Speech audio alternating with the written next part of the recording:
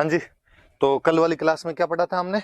कल वाली क्लास में हमने दो राजा के बारे में पढ़ा था। दो तो क्या, वैसे जानकारियां थोड़ी ज्यादा ही थी। बड़े दो राजा थे जिनके बारे में बताया। लो फिर मैं एक बार 5 मिनट में अपने रिवीजन कर लेते हैं उसका। तो हमने पढ़ा था कि सांगा की जब डेथ हो गई थी तो सांगा के बाद अगला राजा कौन बने? तो सांगा के सबसे बड़े बेटे थे भोजराज, जिनकी शादी मीराबाई के साथ हुई थी। उनकी मृत्यु तो सांगा के जीवन काल में ही हो गई थी। फिर दूसरे थे रतन सिंह, वो राजा बने। और वो बूंदी के सूरजमल के खिलाफ शिकार खेलने के लिए गए थे। वहां पर दोनों साथ में किसी बात पे झगड़ा कर लिया और दोनों ही लड़ते हुए मारे गए थे। फिर उसके बाद राजा किसको बनाया जाए था? विक्रमादित्य को बनाया गया था। मैंने कहा था विक्रमादित्य और उदय सिंह सांगा के दो बेटे थे, जो उनकी हाड़ी रानी कर्मावती के बेटे थे। विक्रमादित्य में ज्यादा कोई लक्षण थे नहीं, तो कर्मावती उसकी गार्जियन बनी, उसकी सरंगसिका बनी, कर्मावती संभालती थी। गुजरात में उस समय सुल्तान हुआ करता था बहादुर शाह। और बहादुर शाह को जब ये बात पता चली कि भाई आजकल जो मेवाड़ है वो थोड़ा कमजोर हो रखा है, तो बहादुर शाह ने यहाँ पर 1533 में यहाँ पर अटैक कर दिया था। कर्मावती को लगा कि पार नहीं पड़ेगी, इसलिए कर्मावती ट्रीटी कर लेती है, संधि कर लेती है और बदले में किला दे देती है कि तू हमारे पर आक्रमण मत कर, हम तेरे को किला दे देंगे रणथंभौर। तो रणथंभौर का किला देकर उसको वहां से वापस भेज देती है।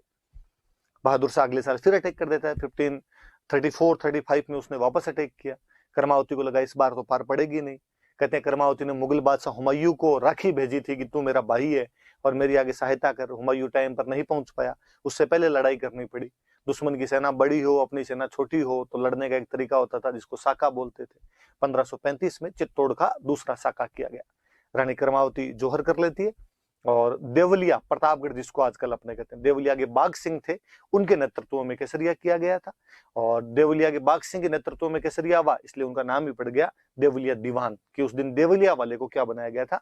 दीवान बनाया गया था। वहां पे पांडुपोल के पास लड़ते हुए बाघ सिंह उसके अंदर शहीद हो गए थे। बहादुर शाह यहाँ पर कब्जा कर लेता है, लेकिन जब उसे समाचार मिला कि हुमायूं ने मालवा पर कब्जा कर लिया, वो हुमायूं से लड़ने के लिए मालवा की तरफ गया, लेकिन बाद में वहां से भी भाग जाता है और दमन दीव की तरफ वहां पर पुर्तगालियों के साथ एक झड़प के अंदर लड़ते हुए मारा गया था। किसी सूफी संत की भविष्यवाणी थी कि चित्तौड़ के नाश के साथ ही बहादुर शाह का नाश हो जाएगा। सूफी संत की भविष्यवाणी सत्य साबित हो गई। पर अब चित्तौड़ का शासन किसको दे? तो उड़ना राजकुमार पृथ्वीराज जो थे, उनकी दासी का एक बेटा था बनवीर, उसको कुछ समय के लिए चित्तौड़ का शासन दिया गया।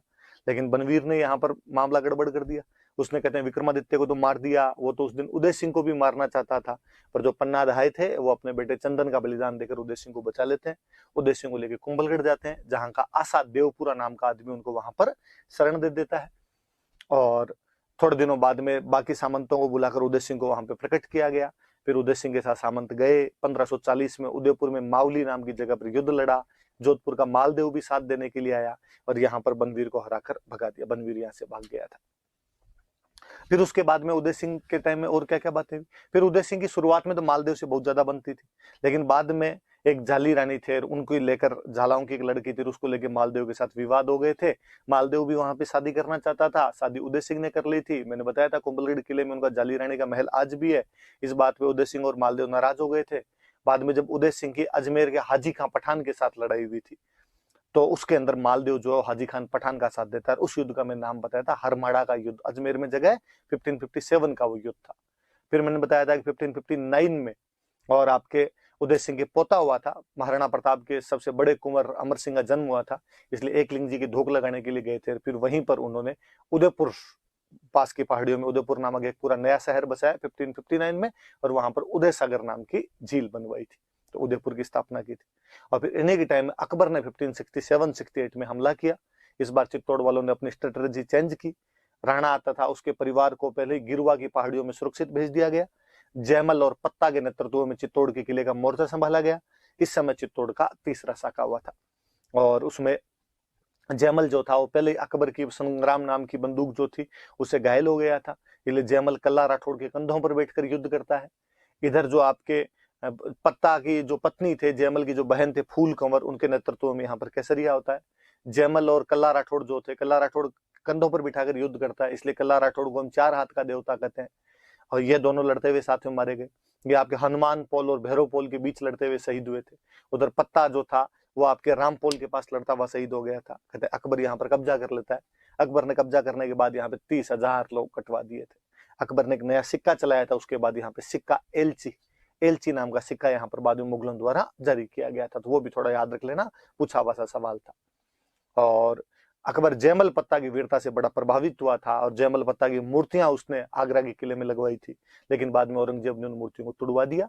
लेकिन फिर भी एक फ्रांस का यात्री फ्रैंकोइस बर्नियर, मैंने उस दिन बुक बताई थी travels in the Mughal empire, वो इन दोनों की मूर्तियों का वर्णन करता है। हालांकि वो मूर्तियां वहां से तोड़ दी गई, लेकिन आज भी जब आप बीकानेर किले में जाएंगे तो सूरज पोल के सामने जयमल और पत्ता दोनों की मूर्तियां लगी हुई है। और राय सिंह बीकानेर के राजा थे, उन्होंने मूर्तियां लगवाई थी यहाँ पे। और फिर हमने एक ये पढ़ा था कि कालांतर में उदय सिंह बाद में चित्तौड़ से तो जब निकल गया तो गोगुंदा चले गए थे, गोगुंदा उनकी राजधानी हुआ करती थी। और गोगुंदा में वहीं 28 फरवरी 1572 को उदय सिंह का निधन हो गया था और वहीं पर उदय सिंह की छतरी बनी हुई है। उदय सिंह जाते जाते गड़बड़ कर गए, वो अपने बड़े बेटे प्रताप को राजा नहीं बना के गए थे, अपने छोटे बेटे जगमाल को राजा बना गए थे। फिर किस प्रकार सामंतों ने प्रताप को राजा बनाया, वो सब बातें आज हम पढ़ेंगे। तो आज अपने प्रताप शुरू करेंगे। ये लो 5-6 मिनट में वापस रिविजन आपका। अब आगे की बात सुनते हैं। प्रताप, आप सबने देखो, मुझे तो कई बार लगता है कि यार प्रताप के बारे में मैं क्या ही पढ़ूं, कि हम तीसरी क्लास से लेकर 10th क्लास तक जब तक हिस्ट्री पढ़ते हैं प्रताप का नाम किसी ना किसी रूप में कहीं ना कहीं कैसे ना कैसे पढ़ते ही रहते हैं।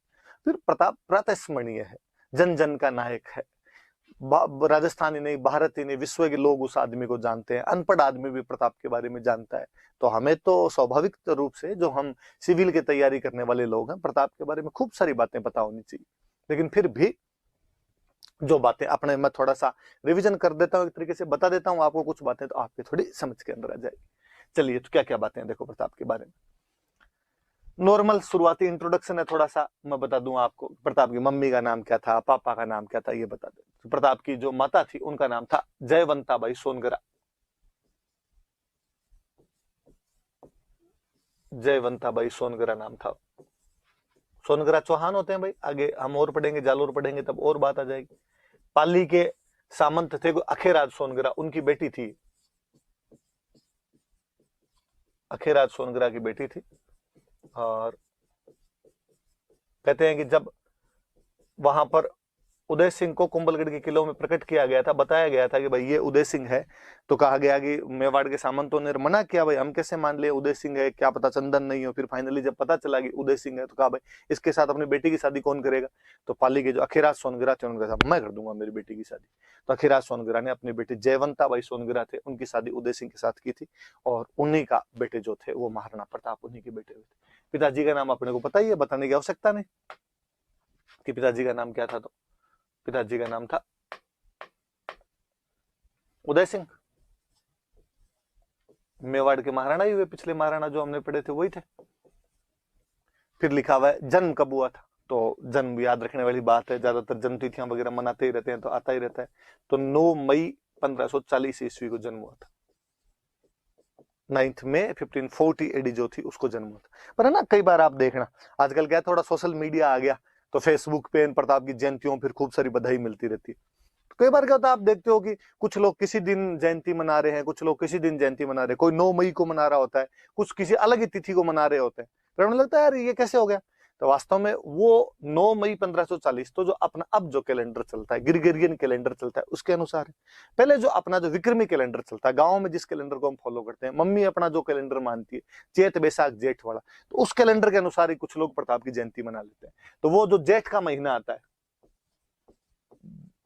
जेठ के महीने में शुक्ल पक्ष की तृतीया को जन्म हुआ था। शुक्ल पक्ष मतलब जिसके अंदर चांद दिखता है, तृतीया। और सन कौन सा होगा, तो हमेशा जो ईस्वी होता है इसमें 57 साल जोड़ लिया करो। 57 साल जोड़ लोगे तो अपने आप में वो आ जाएगा, 57 जोड़ोगे तो आप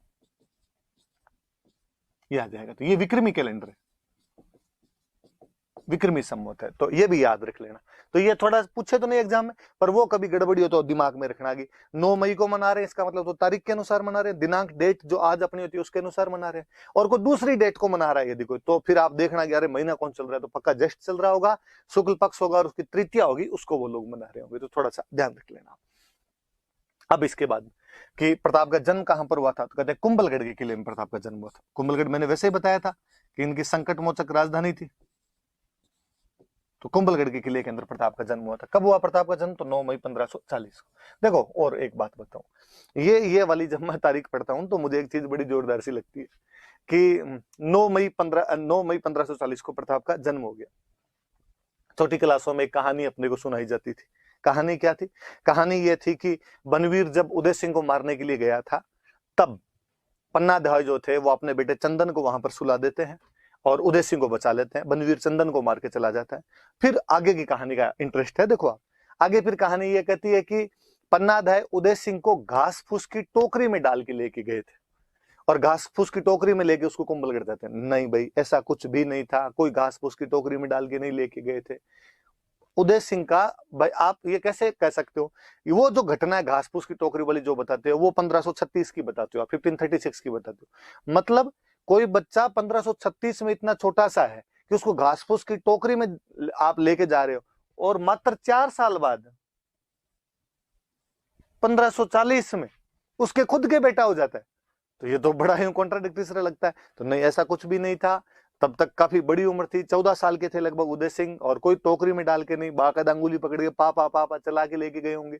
1522 के अंदर ही उदय सिंह का जन्म हो गया था। तो 1536 तक लगभग 14-15 साल के वो थे। तो वो हमेशा ध्यान रखना कि वो थोड़ा कवि ने चीजों को अतिरंजित कर दिया है, वहां पर एग्जेजरेट कर दिया है वहां पर चीजों को, इसलिए अपने को लगता है। और अपने क्या एक बड़ा दुर्भाग्य है कि अपने हिस्ट्री कहानियों में पढ़ी जाती है ज्यादातर, और हम कई बार कहानियों को एग्जैक्टली इतिहास ही मानने लग जाते हैं। तो वहां पर वो कॉन्ट्राडिक्शन आए बिना रहता नहीं। तो ध्यान रखना इस बात का कि भाई 1540 में तो प्रताप ही पैदा हो गया था उदय सिंह के, तो इतना कोई छोटे वगैरह नहीं थे। फिर प्रताप के बचपन का नाम क्या था? ये एग्जाम वाले आरपीसी वाले क्वेश्चन और पूछ लेते हैं। मुझे तो कभी समझ में नहीं आया कि यार ये क्वेश्चन कैसे पूछा जाता है, क्या था, क्योंकि इसका आंसर जो है कि प्रताप के बचपन का नाम क्या था, तो वो कहते हैं किक्का। क्वेश्चन पूछा हुआ आरपीसी का, आपने किताबें लिख देती है ढंकी ढंकी, प्रताप के बचपन का नाम किक्का था। पर भाई पहाड़ी प्रदेशों में मेवाड़ वाला जो हिली एरियाज है, वहां पर कोई जो छोटा बच्चा होता है उसको किक्का ही बोलते हैं। तो प्रताप नहीं, कुंभा, सांगा, राज सिंह, अमर सिंह, बापा रावल, कोई भी छोटा बच्चा रहा होगा तो उसे किक्का ही कहा होगा। जैसे मैं होता हूँ, अपने पश्चिमी राजस्थान के लोग हैं, अपने वेस्टर्न राजस्थान में कोई छोटा जो बच्चा होता है उसको बोलते हैं गिग्गो, लड़की को बोल दे तो गीगली। अपने खूब सारे गीत मिल जाएंगे आपको राजस्थानी को, गिग्गा थारो पालनो गढ़ा दूं सामी साल में। तो गिग्गे के ना, गिग्गा मतलब छोटा बच्चा। आप थोड़ा पंजाब की साइड में जाओगे, गंगानगर हनुमानगढ़ की साइड में जाओगे, आप यदि पंजाबी मूवी देखोगे, कोई पंजाबी सॉन्ग सुनोगे, छोटा बच्चा जो होता है उसको कहते हैं काका, लड़की को इवन काकी, काका और काकी तक बोल देते हैं। तो कोई छोटा बच्चा होता है उसको बोल देते हैं। अपने ये थोड़ी कह सकते हैं पर्टिकुलर किसी का नाम है, पर फिर भी चूंकि आरपीसी वालों ने पूछ लिया, चूंकि किताबें लिख देती है, तो अपने भी याद कर लेना कि उनके बचपन का नाम क्या था। तो बचपन का नाम क्या था? किक्का था। फिर क्या लिखा हुआ आगे? फिर लिखा रानी का नाम क्या था, तो रानी का नाम पढ़ लेते हैं अपने, अजब दे पंवार। वैसे तो कई रानियां थी, पर जो मुख्य रानी थी, जो पटरानी थी, उनका नाम था अजब दे पंवार। दे का मतलब देवी है भाई। अपने राजस्थानी भाषा में देवी जो होती थी उसको दे से ही अपने काम चला लिया करते थे। तो अजब दे पंवार हो गया। फिर लिखा हुआ आगे राज तिलक, कि उनका राज तिलक कब क्या हुआ था। सुनना, देखो बात सुन। राजाओं के एक रूल हुआ करता था कि राजा के मरने के बाद जो अगला बेटा राजा बनेगा, वो पिता के अंतिम संस्कार में, उसकी जो फ्यूनरल हुआ करता था उसमें भाग लेने के लिए नहीं जाएगा। बाकी जो बेटे होंगे वो पिता के अंतिम संस्कार में जाएंगे, पिता को मुखाग्नि देंगे, उनकी लाश को कंधे देंगे, एकदम बाल कटवाएंगे, रोना धोना जो है वो सब करेंगे। जो अगला बेटा राजा बनेगा उसके लिए ये नहीं हुआ करता था। उल्टा ये कहते थे कि इसके तो राज तिलक की तैयारियां की जाए, कि राजा की गद्दी खाली नहीं रहनी चाहिए। अब उदय सिंह राजा किसको बना के गए? जगमाल को राजा बना के गए। तो प्रताप और प्रताप के जो बाकी भाई थे, खूब सारे भाई थे, प्रताप नहीं, कान्हा थे, सगर थे, शक्ति सिंह थे, ये बाकी तो पिता का अंतिम संस्कार करने के लिए चले गए, और जगमाल वहीं पे रह गया। कहते जब वहां अंतिम संस्कार के लिए वहां पर गए, तो वहां पर किसी ने मांग उठाई, वहां पर किसी ने कहा कि यार, कहा ही किसने? प्रताप के ननिहाल वालों में से मान सिंह सोनगरा थे, और मान सिंह सोनगरा ने कहा यार, पर उदय सिंह के जितने बेटे हैं इनमें शक्तिशाली कौन है, इनमें प्रभावशाली कौन है? और सबने कहा साहब प्रभावशाली तो प्रताप है। तो यार जगमाल को राजा कैसे बना दिया? दिखता नहीं आपको कि अकबर के अटैक हो रहे हैं लगातार, मेवाड़ घिरा हुआ है, संभल पा नहीं रहे हैं, और ऐसे टाइम में किसी मजबूत आदमी को नहीं बना के आप उससे बनिस्बत कमजोर आदमी को बना रहे हो? गलत बात नहीं है ये। और मैंने एक दिन आपको पहले बात बताई थी कि राज तिलक का अधिकार जो था वो सलुम्बर वालों के पास में था, कि जो सलुम्बर का फ्यूडल लॉर्ड होगा वो ही राजा का राज तिलक करेगा, उसकी सहमति से, उसकी कंसेंट से अगला राजा बनाया जाएगा। और उस समय सलुम्बर के जो सामंत हुआ करते थे उनका नाम था कृष्णदास चुंडावत। चुंडा जी के वंशज हुए इसलिए चुंडावत हो गए।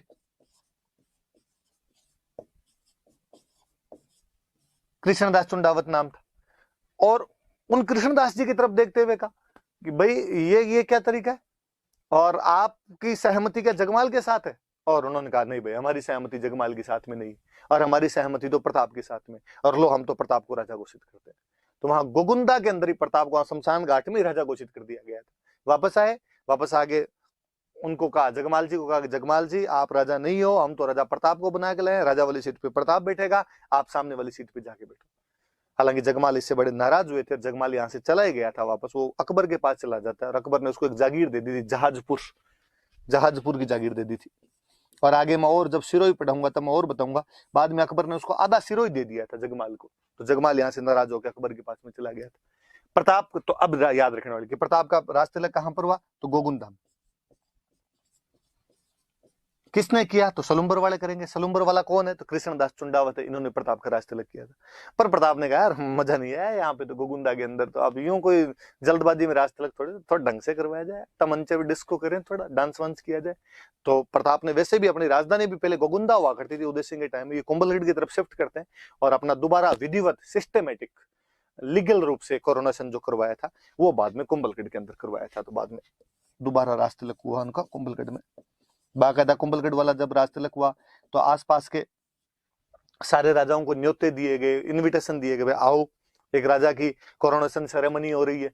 और अभी भी देख लो कि अपने कहते हैं भाई फलानी जगह वो राष्ट्रपति जीत गया, तो अपने मोदी जी उनको बधाई देते हैं। और आपने कभी नोटिस किया 2014 में तो अपने जब मोदी जी प्रधानमंत्री बने थे तब आसपास के सारे प्रधानमंत्रियों को बुलाया और था शपथ ग्रहण समारोह के अंदर। दूसरे देश वाले भी अपने वालों को बुलाते ही रहते हैं, तो वैसे वैसे राजा ने अपने आसपास वालों को भी बुलाया कि यार सारे आओ।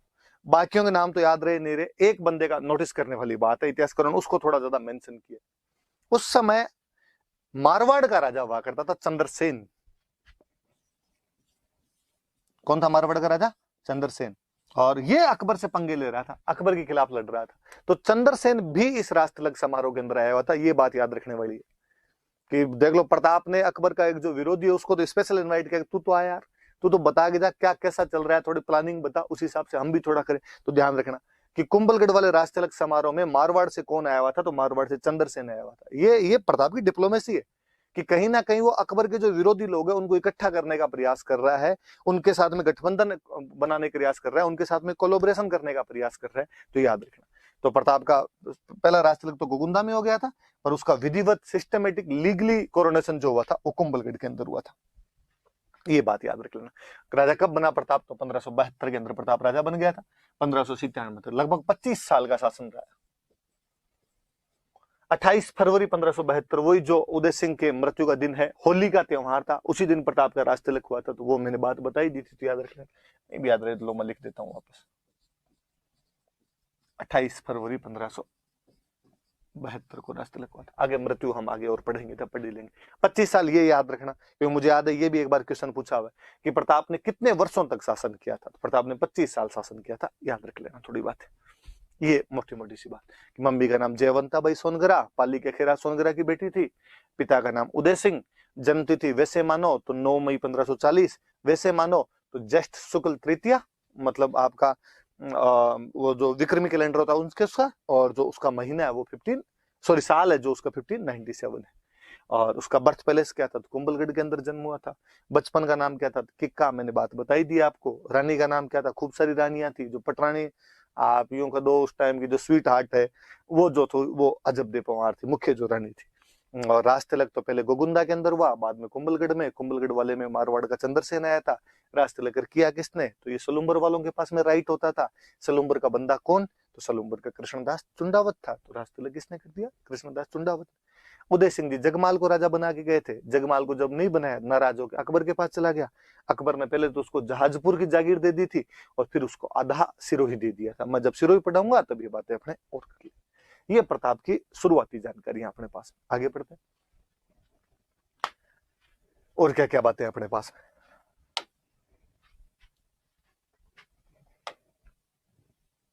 आगे लिखा हुआ है अकबर के दूत। अब जब अकबर को पता चला कि महाराणा प्रताप राजा बने हैं वहां पे, तो अकबर ने महाराणा प्रताप को समझाने के लिए अपने कुछ मैसेंजर भेजे, अपने कुछ दूत भेजे। और अकबर ये चाहता था कि यार उदय सिंह तो माना नहीं, उदय सिंह ने तो मेरी अधीनता स्वीकार की नहीं, अब तू कर ले। लड़ाई झगड़ा अपने बंद कर देते हैं, मिलजुल के राज कर लेते हैं। तू मेरी अधीनता स्वीकार कर ले, मेरा मनसबदार बन जा, और मैं तेरी अलग अलग जगह पे अपॉइंटमेंट कर दूंगा। तेरे राज्य को भी सुरक्षा रहेगी, उसको भी खतरा नहीं होगा, और मिलजुल के राज कर लेंगे अपने। तो कहते हैं कि प्रताप को समझाने के लिए अकबर ने 4 बंदे भेजे थे, 4 दूत भेजे थे। संख्या भी याद रखना कि 4। कौन कौन थे? तो सबसे पहले एक बंदे को जिसको भेजा था, उसका नाम था जलाल खां कोरची।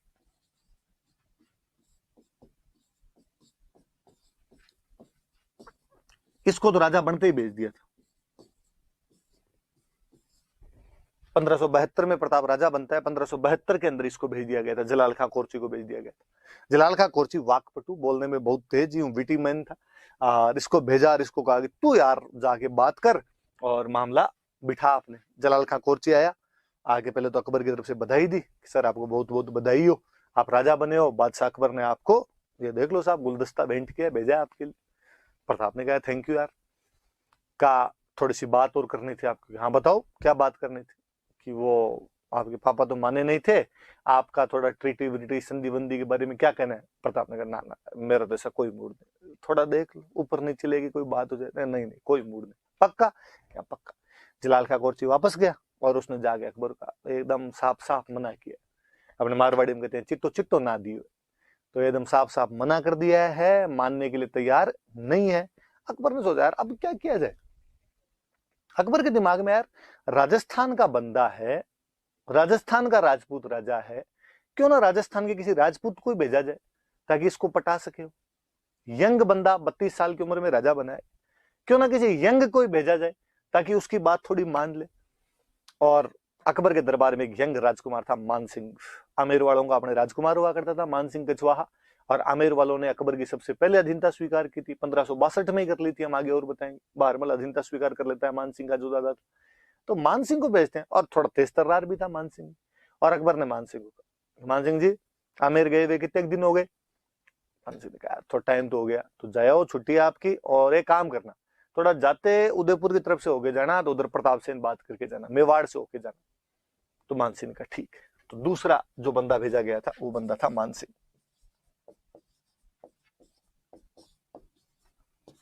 1573 में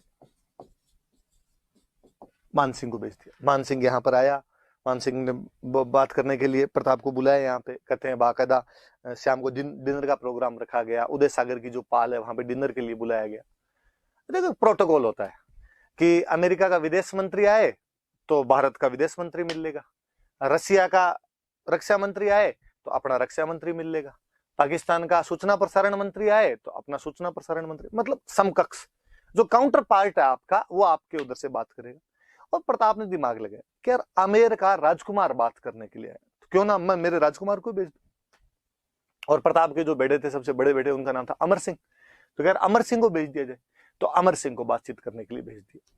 पर मान सिंह को यह लगता था यार मैं अकबर का दूत हूं, मेरे से बात करने के लिए तो राजा खुद है, वही है अमेरिका माई बाप है जैसे आज। तो अमेरिका का कोई आता है तो अपने वाले सभी बात करते हैं उससे। अब जब वहां अमर सिंह, एक तो कहते हैं अमर सिंह लेट गया थोड़ा सा, मान सिंह पहले ही चला गया था वहां पे डिनर के लिए, अमर सिंह लेट गया, उसको थोड़ा वो बड़ा बुरा लगा यार जो होस्ट है वो तो खुद ही नहीं है, मैं गेस्ट आगे बैठा हुआ।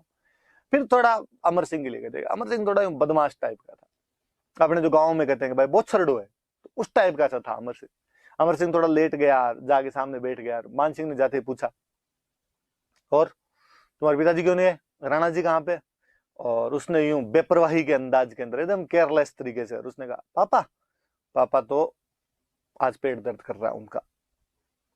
और मुस्कुराया मान सिंह के सामने देख के। मान सिंह समझ गया कि ये कह रहा है कि भाई पापा तो नहीं आएंगे, तेरे खाना तो मेरे साथ ही खाना पड़ेगा।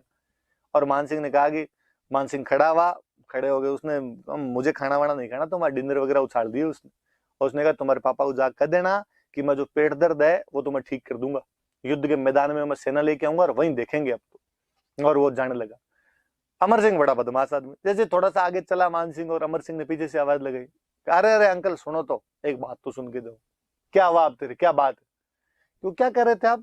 कहाँ ठीक कर दोगे आप जो पापा का पेट दर्द हो, कहाँ ठीक कर दोगे? मैं युद्ध के मैदान में सेना लेके आऊंगा और युद्ध करूंगा और मार दूंगा तुम सबको मैं। अमर सिंह ने और मुस्कुराते कहा अंकल एक काम करना, अकेले मत आना, फूफा जी को साथ लेके आना। जो अकबर था उसके साथ में मान सिंह की बुआ की शादी हो रखी थी, इसलिए उसने टोंट मारा वापस कि अकबर को साथ ही ले आना। फिर उसकी तरफ से जब बात करने के लिए, और मान सिंह और गुस्सा है, उसने मैं देख लूंगा तुम्हें, थोड़े और आगे पैर पटके उसने वापस अमर सिंह ने कहा अंकल प्लीज एक लास्ट बात और सुन। क्या है अब, हमारे पाली में एक जगह पड़ती है सोजत, हाँ तो वहां पर मेहंदी बहुत अच्छी मिलती है, तो मैं क्या करूं उसका, तो बुआ जी के लिए ले जाना आपने। अब तो मान सिंह और भयंकर गुस्सा, मान सिंह गया अकबर के पास, मान सिंह ने जाते कहा मुझे अभी के अभी सेना दो, मैं अटैक कर दूंगा, मैं उसको मार दूंगा, वहां पे मेवाड़ वालों को तबाह कर दूंगा। अकबर ने पूछा बात क्या, अभी बात तो बता, प्रताप ने क्या कहा तेरे को, तो प्रताप ने, वो आए नहीं मेरे से बात करने के लिए, क्यों, तो उसने कहा राजकुमार आया तो राजकुमारी बात कर लेगा हमारी, तो और उसने मेरे साथ बदतमीजी किया, आप अभी के अभी सेना दो। अकबर दिमाग बढ़ा दी, अकबर ने कहा बात तो सही है, जब इधर से राजकुमार आया है तो उसने भेज दिया, इसका मतलब इधर से किसी सीनियर आदमी को भेजा जाए तो फिर प्रताप बात कर सकता है। तो उसने मान सिंह जी को, साथ वाले जो दूसरे थे उनको कहा भाई साइड में लेके जाओ रे, थोड़ा ठंडा करो इसको, जून का महीना था, जून के महीने में गया था मान सिंह, तो कहा थोड़ी गर्मी चढ़ गई मान सिंह जी के, मान सिंह जी को साइड में लिया, और मान सिंह जी के पापा थे भगवंत दास जी, और भगवंत दास जी कहा जब वो सीनियर से मिलना चाहता था क्यों ना आप मिल लो यार जाके, तो तीसरे बंदे किसी को भेजे गए थे, तो भगवंत दास जी थे।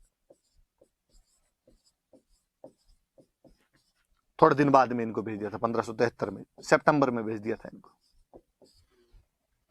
इस बार भगवंत दास जी आए, भगवंत दास जी आए तो बाकायदा प्रताप बात करने के लिए, और प्रताप ने आगे बातचीत की। भगवंत दास जी ने उनको समझाया कि यार लड़ाई करने में कुछ ही नहीं पड़ा है, और संधि कर लो यार, हमने भी तो कर रखी है।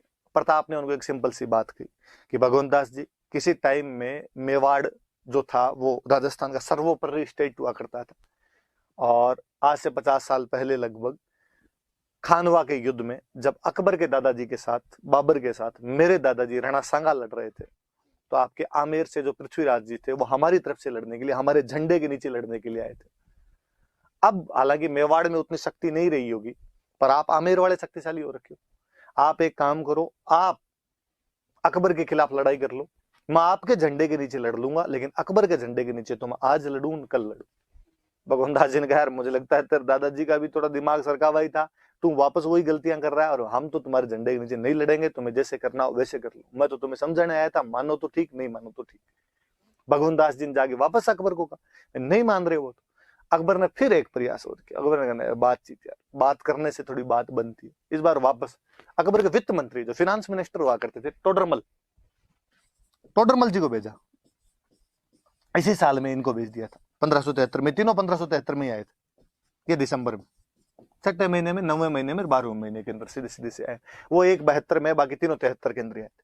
टोडरमल जी को भेजा, टोडरमल जी को कहा भाई तुम वित्त मंत्री हो, जाके समझाओ रे उसके, हिंदू हिंदू वाला थोड़ा पुट और है तुम्हारे।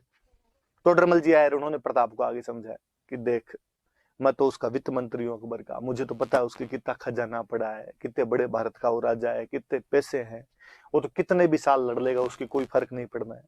तुम छोटे राजा हो, इतने पैसे तुम्हारे पास नहीं है, स्टेट छोटा है, इतने सालों से लड़ाइयों में फंसे हुए हो, कैसे पार पड़ेगी तुम्हारी, इसलिए मैं कहता हूँ संधि कर लो, कोई कुछ ही नहीं रखा हुआ लड़ाई के अंदर, इसमें तेरा घाटा उसका कुछ नहीं जाता। प्रताप ने टोडरमल जी कहा कि टोडरमल जी आप तो चिंता ही मत करो, आप तो अकबर को जाके कहो वो लड़ाई तैयार रखे, अपने यहाँ भामाशाह खूब सारे हैं, कोई ना कोई अपने को धन दे के चला ही जाएगा। तो टोडरमल जी को भी उसने भेज दिया था। इस प्रकार अकबर ने प्रताप को समझाने के लिए 4 मैसेंजर भेजे थे, लेकिन प्रताप ने उनको बेरंग लौटा दिया, उनको वापस भेज दिया। ये प्रताप का स्वाभिमान है कि वो अकबर से किसी भी रूप में हार मानने के लिए तैयार नहीं था। ये उसका सेल्फ रेस्पेक्ट है कि वो संधि करने के लिए भी अकबर से तैयार नहीं हुआ था, जबकि अकबर ने बार बार प्रयास किए। अब जब बातचीत के सारे रास्ते बंद हो जाएंगे तो फिर तो क्या तरीका बचेगा, फिर तो लड़ाई बचेगा, फिर लड़ाई होनी स्वाभाविक सी बात थी। पर अपने ये याद रख लेना कि समझाने के लिए कौन कौन आए थे। पहले जलाल खान कोरची आता है, बाद में बाप बेटे आए थे, पहले बेटा आया था, बाद में पिताजी आए थे। बेटा कौन, मान सिंह, पिताजी कौन, भगवंत दास, कहाँ के थे, तो आमेर के थे। फिर वित्त मंत्री आए थे, वो कौन थे, टोडरमल जी, सन वगैरह मैंने बताई दिए, याद रख लेना आप, तो ये वाली बात थोड़ी याद रखना। अब आगे पढ़ते हैं अपने,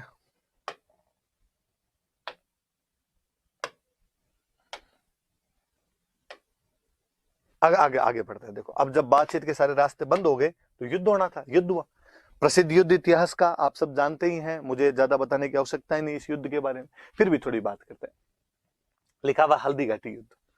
सबसे पहले बात आती है कि कहां पे ये जगह, कब हुआ था युद्ध। जगह कहां पे, तो अपने राजसमंद जिले के अंदर ये जगह है।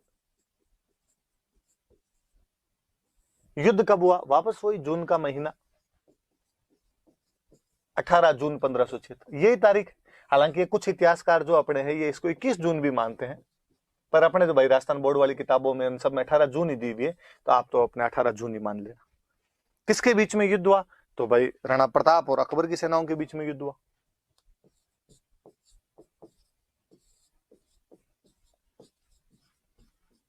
अकबर के बीच में युद्ध हुआ।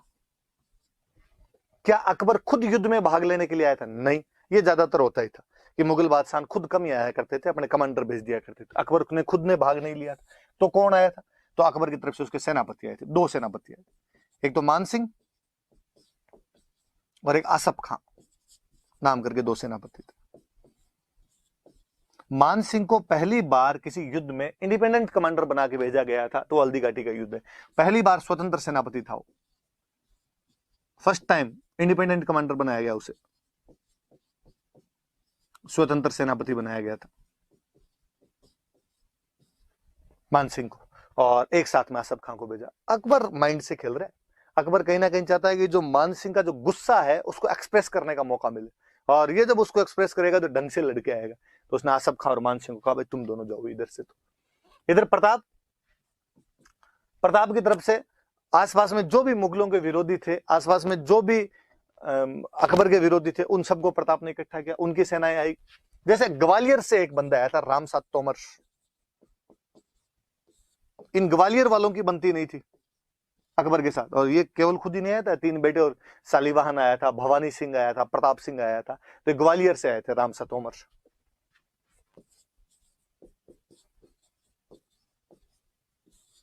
याद रख लेना आप। सलूम्बर वाले हमेशा सेनापति होते थे। सलूम्बर वाले राज तिलक किसने किया, कृष्णदास चुंडावत, उनका नाम याद रखना। तो कृष्णदास चुंडावत ने भाग लिया था। और अफगानों की मुगलों के साथ बनती नहीं थी। मैंने पिछले वीडियो में बताया था कि हसन खान मेवातीन महमूद लोदी उधर से लड़ लिए थे सांगा की तरफ से, इधर फिर अफगानों की तरफ से एक बंदा है हाकिम खान सूर। भील जनजाति रहती है, तो भीलों की सेना लेके आए हुए थे पुंजा, ये भीलों की सेना के साथ में आए हुए थे। तो इस प्रकार से कुछ लोग थे जो उधर प्रताप की तरफ से लड़ रहे हैं, कुछ लोग हैं जो इधर अकबर की तरफ से लड़ रहे हैं। एक अकबर के दरबार का एक इतिहासकार हुआ था बदायूनी, वो इस युद्ध में खुद आया था भाग लेने के लिए। आप जब मेडिवल पढ़ोगे तो और पढ़ोगे, अच्छी सी बुक है इसकी, एक मुंतखब उत तवारीख, मुंतखब उत तवारीख नाम की एक बुक लिखी थी, और इसके अंदर जो बदायूनी है वो इस युद्ध का आंखों देखा वर्णन करता है। बदायूनी खुद आया था। बदायूनी के लिए कहते हैं कि बदायूनी थोड़ा कट्टर मुसलमान टाइप का आदमी था, और जब सेना आ रही थी तो बदायूनी ने कहा था कि भाई मैं भी चलूंगा। तो लोगों ने कहा यार आप क्या लाओगे, आप कलम वलम घिसने वाले आदमी, वहां तलवारें चलेगी तलवारें। बदायूनी ने कहा कि नहीं, वहां जब हिंदुओं का खून बहेगा तो मैं अपनी दाढ़ी के लगाऊंगा, दाढ़ी लाल करूंगा मैं हिंदुओं के खून से, जिहाद करके आऊंगा मैं वहां से। अब ये मन में तो तू भी ले। फिर बदायूनी इस युद्ध का ढंग से थोड़ा वर्णन करता है। बदायूनी कहता है भाई प्रताप की तरफ तो लगभग 3-1 फौजी थे, और हमारी तरफ जो थे वो 5,000 के आसपास फौजी थे। हालांकि बदायूनी इस बात से नाराज था पहले कि यार मान सिंह जैसे हिंदू को क्यों बना दिया, सेनापति क्यों बना के भेज दिया, पर फिर भी भाई अकबर ने मान सिंह को बनाई दिया था। मैंने बताई दिया रीजन क्या रहे थे उनके बनाने के। अब आमने सामने की यहाँ पे लड़ाई होनी शुरू हुई। ये हल्दी घाटी जो है ये एक दर्रे का बीच की जगह है, पास है, दोनों तरफ पहाड़ियां पड़ती है, उनके पास है, वहां के बीच का एक दर्रा है। एक तरफ गोगुंदा की पहाड़ियां है, एक तरफ खमनोर की पहाड़ियां है, पहाड़ियों के बीच का दर्रा है। तो कहते हैं जो मानसिंह था, मानसिंह उधर एक जगह पड़ती है अपने मोलेला नाथ द्वारा के पास, आगे याद रखना टेराकोटा में अपने वापस याद करेंगे। और तो मोलेला में अपनी सेना लेके बैठ गया था। इधर प्रताप, इधर एक जगह पड़ती है लोसिंग, उधर अपनी सेना लेके बैठ गए थे। शुरुआत का युद्ध हुआ, प्रताप की तरफ से इतना शानदार हमला किया गया था मेवाड़ वालों की तरफ से कि मुगलों को भगा ही देते। शुरुआती टुकड़ी बहुत भारी पड़ गई थी मुगलों के ऊपर, और यहाँ पे मुगल सैनिक भागने लगे। तो मतलब बदायूंनी बहुत अच्छा वर्णन करता है। बदायूंनी कहता है कि आगे मान सिंह वाले फौजी थे, उधर से जब प्रताप वालों ने हमला किया तो मान सिंह की फौजी इधर भागने लगी। तो इधर मान सिंह के फौजी भाग रहे हैं, पीछे पीछे उनके मेवाड़ वाले भाग रहे हैं।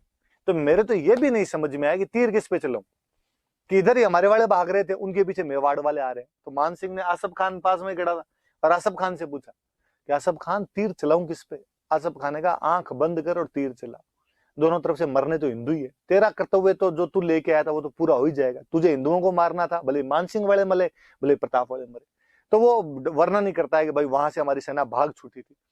और कहते हैं जब सेना भागने लगी तो मुगल सैनिकों के अंदर एक सैनिक हुआ करता था मिहत्तर खां।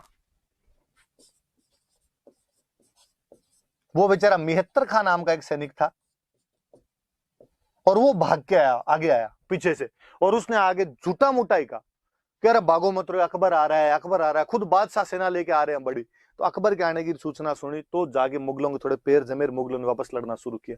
याद रखना कि किसने हल्दी घाटी के युद्ध में अकबर के आने की झूठी सूचना, रॉन्ग इन्फॉर्मेशन दी थी, तो उस आदमी का नाम मिहत्तर खां था।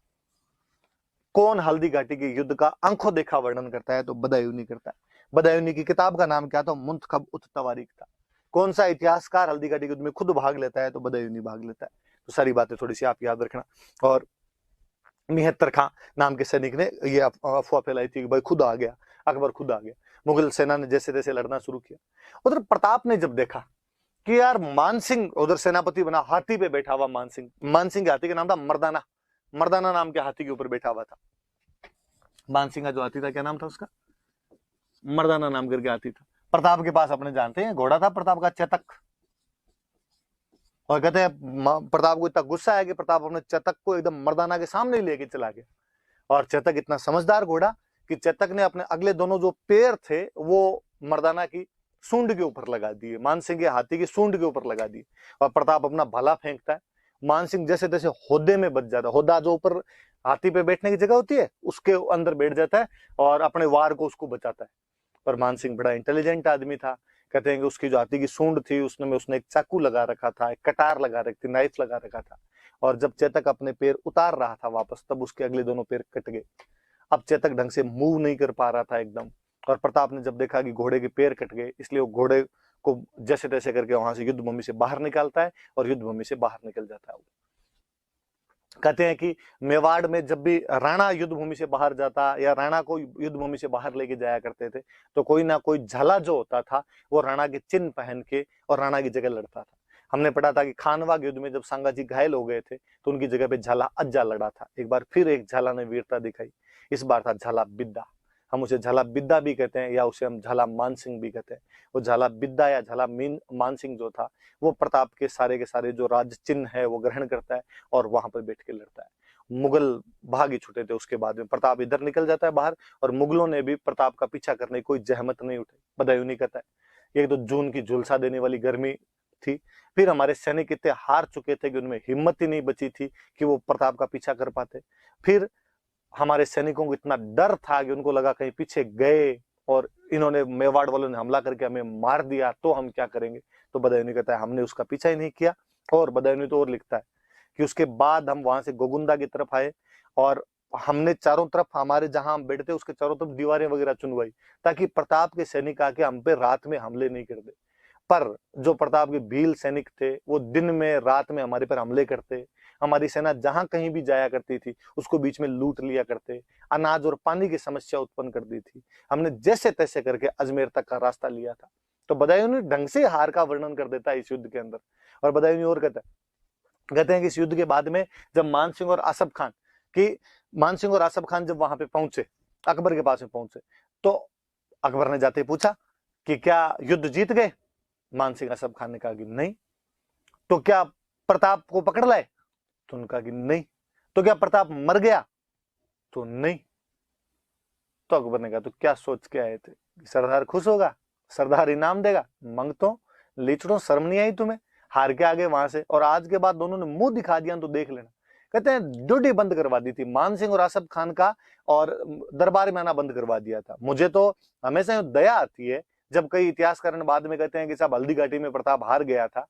तो मुझे लगता है यार यदि मानसिंह और आसफ खान जीत के जाते तो ऐसा कौन राजा होगा जो अपने विजेता सेनापतियों के साथ में इतना बुरा बर्ताव करेगा और अपने विजेता सेनापतियों को कहेगा कि तुम आज के बाद मुझे दिखाई मत देना और तुम यहां से भाग जाओ, आज के बाद मेरे दरबार के अंदर मत आना। पर अकबर इनके साथ बाकायदा करता है। तो ये भी वो साफ साफ ही अपने पास फैक्ट है कि नहीं साहब, हल्दी घाटी वाले युद्ध के अंदर प्रताप जीता था और ये सारी जानकारियां अपने को बदायूनी वाला लेखन और वो ढंग से पढ़ा जाए तो उसके अंदर अपने को मिलती है। पर कोई प्रोपेगेंडा के साथ हिस्ट्री पढ़नी चाहे, कोई प्रोपेगेंडा के साथ हिस्ट्री पढ़ानी चाहे तो फिर अपने पास में तरीके होते हैं। और मैं तो हमेशा कहता हूँ कि अब तो अपनी किताबें लिखने लगे हुए प्रताप उस युद्ध में जीता था। पहले है ना, जब नहीं भी लिखा होता था तो भी अपने वाली किताबें साफ साफ लिखती थी कि इस युद्ध में नैतिक विजय प्रताप की थी। अकबर अपने किसी भी उद्देश्य में सफल नहीं हो पाया था। ना वो प्रताप को अधीनता स्वीकार करवा पाया था, ना वो प्रताप को पकड़ पाया था, ना वो प्रताप को हरा पाया था, ना उसकी जमीन पर कब्जे कर पाया था। ऐसा कुछ ही नहीं कर पाया था। और कहते हैं कि हल्दी घाटी युद्ध में जब मान सिंह और आसफ खान हार के चले गए थे तो अकबर खुद अटैक करता है। 76 के लास्ट में जाके अकबर ने खुद ने अटैक किया था कि मैं खुद जाऊंगा। यार ऐसा कैसे हो सकता है कि उसके 2 सेनापति जीत के गए और बादशाह को खुद आक्रमण करने की नौबत आ गई, पर अकबर आया था। 1576 के लास्ट में अकबर वापस आता है और अकबर भी यहाँ पे आगे कोई छठ की चौदस नहीं कर पाया था, प्रताप को नहीं पकड़ पाया, अधीनता नहीं करवा पाया, संधि नहीं करवा पाया। उसने उदयपुर पे कब्जा किया था और उदयपुर का नाम बदल के वापस चला गया था और उदयपुर का नाम बदल के उसने कर दिया था मुहम्मदाबाद। तो ये थोड़ा सा याद रख लेना कि अकबर ने नाम बदल कर क्या कर दिया था। तो अकबर ने इसका नाम बदल कर क्या कर दिया था, तो मुहम्मदाबाद कर दिया था। मैं वापस एक बात और बता दूं, फिर मैं साथ ही बता दूंगा। कहते चेतक जब घायल हो गया था, बाहर निकले थे और थोड़े दूर जाने के बाद में चेतक की मृत्यु हो जाती है। तो बलीचा नाम की जगह है वो राजसमंद के अंदर ही, जहां पर चेतक की मृत्यु होती है और वहां बलीचा में चेतक की छतरी बनी हुई है। थोड़ा ये भी याद रखना है, चेतक की छतरी कहां पर बनी है, तो बलीचा के अंदर बनी हुई। वापस मैं बातें बता दूं, एक बार और पढ़ेंगे हल्दी घाटी युद्ध की और खूब सारी बातें कि प्रताप और अकबर के बीच का युद्ध है। प्रताप, अकबर खुद नहीं आया था, अकबर के 2 सेनापति आए थे, मान सिंह और आसफ खान। पहली बार मान सिंह को इसी युद्ध में सेनापति बनाकर भेजा गया था। बदायूनी जो अकबर का एक कोर्ट हिस्टोरियन है, वो इस युद्ध में भाग लेता है। उसकी बुक है मुंतखब उत तवारीख और इस बुक के अंदर वो लिखता है कि हमारी तरफ से लगभग 5000 सैनिक थे और प्रताप की तरफ से लगभग 3000 सैनिक थे। प्रताप की तरफ से ग्वालियर का रामसात तोमर अपने 3 बेटों सालीवाहन, भवानी सिंह और प्रताप सिंह के साथ में आया था। युद्ध में लड़ते हुए वीर गति को प्राप्त हुए थे सारे के सारे। और सलुम्बर के सामंत कृष्णदास चुंडावत थे। अफगानों का नेता हाकिम खान सूर था और भीलों का नेता राणा पुंजा इस युद्ध के अंदर भाग लेने के लिए आए थे। फिर हम ये पढ़ते हैं कि जब मुगल सेना भाग रही थी तो किसने ये शोर मचाया कि बादशाह खुद आगे मुगल सेना को रोकने की कोशिश की, तो मिहत्तर खान नाम का सैनिक था जिसने ये शोर मचाया था कि वापस सेना आ गई है। और जब यहाँ से मुगल सेना वापस भाग जाती है, प्रताप उधर वापस पहाड़ों में चला जाता है, तो इन्होंने प्रताप का पीछा करने की कोशिश क्यों नहीं की, तो बदायूनी बताता है। बदायूनी कहता है कि जून की गर्मी की वजह से हमारे सैनिक हार के बाद खूब सारे थक गए थे और हमारे सैनिक डर रहे थे कि प्रताप पे हमला नहीं कर दे। इवन कि वो गोगुंदा के अंदर जब आए थे वापस, तो उन्होंने चारों तरफ अपने दीवार चुन ली थी कि ताकि प्रताप का यहाँ पर अपने हमला नहीं हो जाए। वो याद रखना कि मान सिंह जिस हाथी पर बैठ के लड़ रहा था उस हाथी का नाम मर्दाना था। हम अभी और बाकी हाथी के नाम पढ़ेंगे। शुरुआत में मान सिंह ने जहां पे डेरा लगाया था आपके, उस जगह का नाम था मोलेला और जिधर प्रताप का डेरे लगे हुए थे उसके जो कैंप थे, उसका जो आर्मी कैंप था, उसका नाम था लोसिंग। चेतक घायल हो गया था युद्ध में। चेतक जब बाहर निकला तो उसकी छतरी बनी हुई है। चेतक की छतरी कहां पर बनी हुई है, तो बलीचा नाम की जगह पर चेतक की छतरी बनी हुई। और अकबर ने इन दोनों को जब हार के गए थे मान सिंह आसफ खान, तो इन दोनों का दरवाजा बंद कर दिया था, ड्यूटी बंद कर दी थी, दरबार में आना बंद करवा दिया था। अकबर ने खुद ने 76 के लास्ट में अटैक किया था, पर उदयपुर का नाम बदलकर वापस चला गया था। उदयपुर का नाम बदलकर उसने क्या कर दिया था, तो मुहम्मदाबाद उसने नाम कर दिया था। ये बातें थोड़ी सी याद रखने वाली सी। मैं मिटाता हूँ भाई, फिर आगे बढ़ते हैं। देखो अपने इसको और हल्दी घाटी युद्ध में क्या क्या बातें और चीजें पढ़ते हैं अपने हल्दी घाटी, ये बातें बताई दी। ऐसा कहते हैं कि यहाँ का जो पहाड़ है वो, उसके बीच की जो दर्रे की मिट्टी, वो पीले पीले रंग की मिट्टी है, हल्दी जैसी मिट्टी, इसलिए इस जगह का नाम हल्दी घाटी पड़ गया। हालांकि इस बार अपने जो किताबें चेंज की तो भगवान जाने कौन भोंगल था, उसने नया फैक्ट जोड़ दिया। उसने कहा कि इसमें महिलाएं लड़ी थी, महिलाओं के हाथ में हल्दी लगी हुई थी, इसलिए नाम हल्दी घाटी है। तो ऐसी कोई बात नहीं है, उस मिट्टी का रंग ही वहां पे थोड़ा हल्दी जैसा सा रंग है, पीलापन लिए हुए रंग है, तो उसका नाम हल्दी घाटी। ऐसा कई जगह होता है। मुझे बीकानेर का याद है मत कि बीकानेर में जहां पे शुरुआत में बीकाजी ने आके शासन स्थापित किया था, वहां की जो मिट्टी है वो थोड़ी थोड़ी लाल रंग की सी है, मतलब यूं लाली माली वैसी मिट्टी, इसलिए नाम ही राती घाटी है।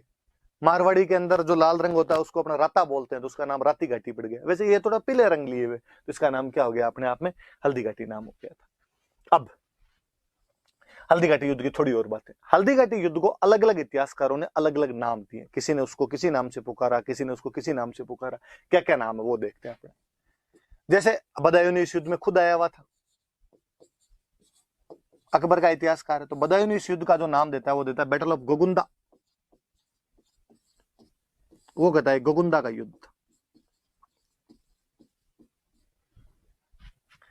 अबुल फजल अकबर के दरबार का एक और इतिहासकार वह अकबरनामा या आइन ए अकबरी नाम की उसने बुक लिखी, वो इस युद्ध का नाम देता है बैटल ऑफ खमनोर। मैंने बताया दोनों पहाड़ियां अलग अलग, वो कहता है खमनोर का युद्ध। कर्नल टोड,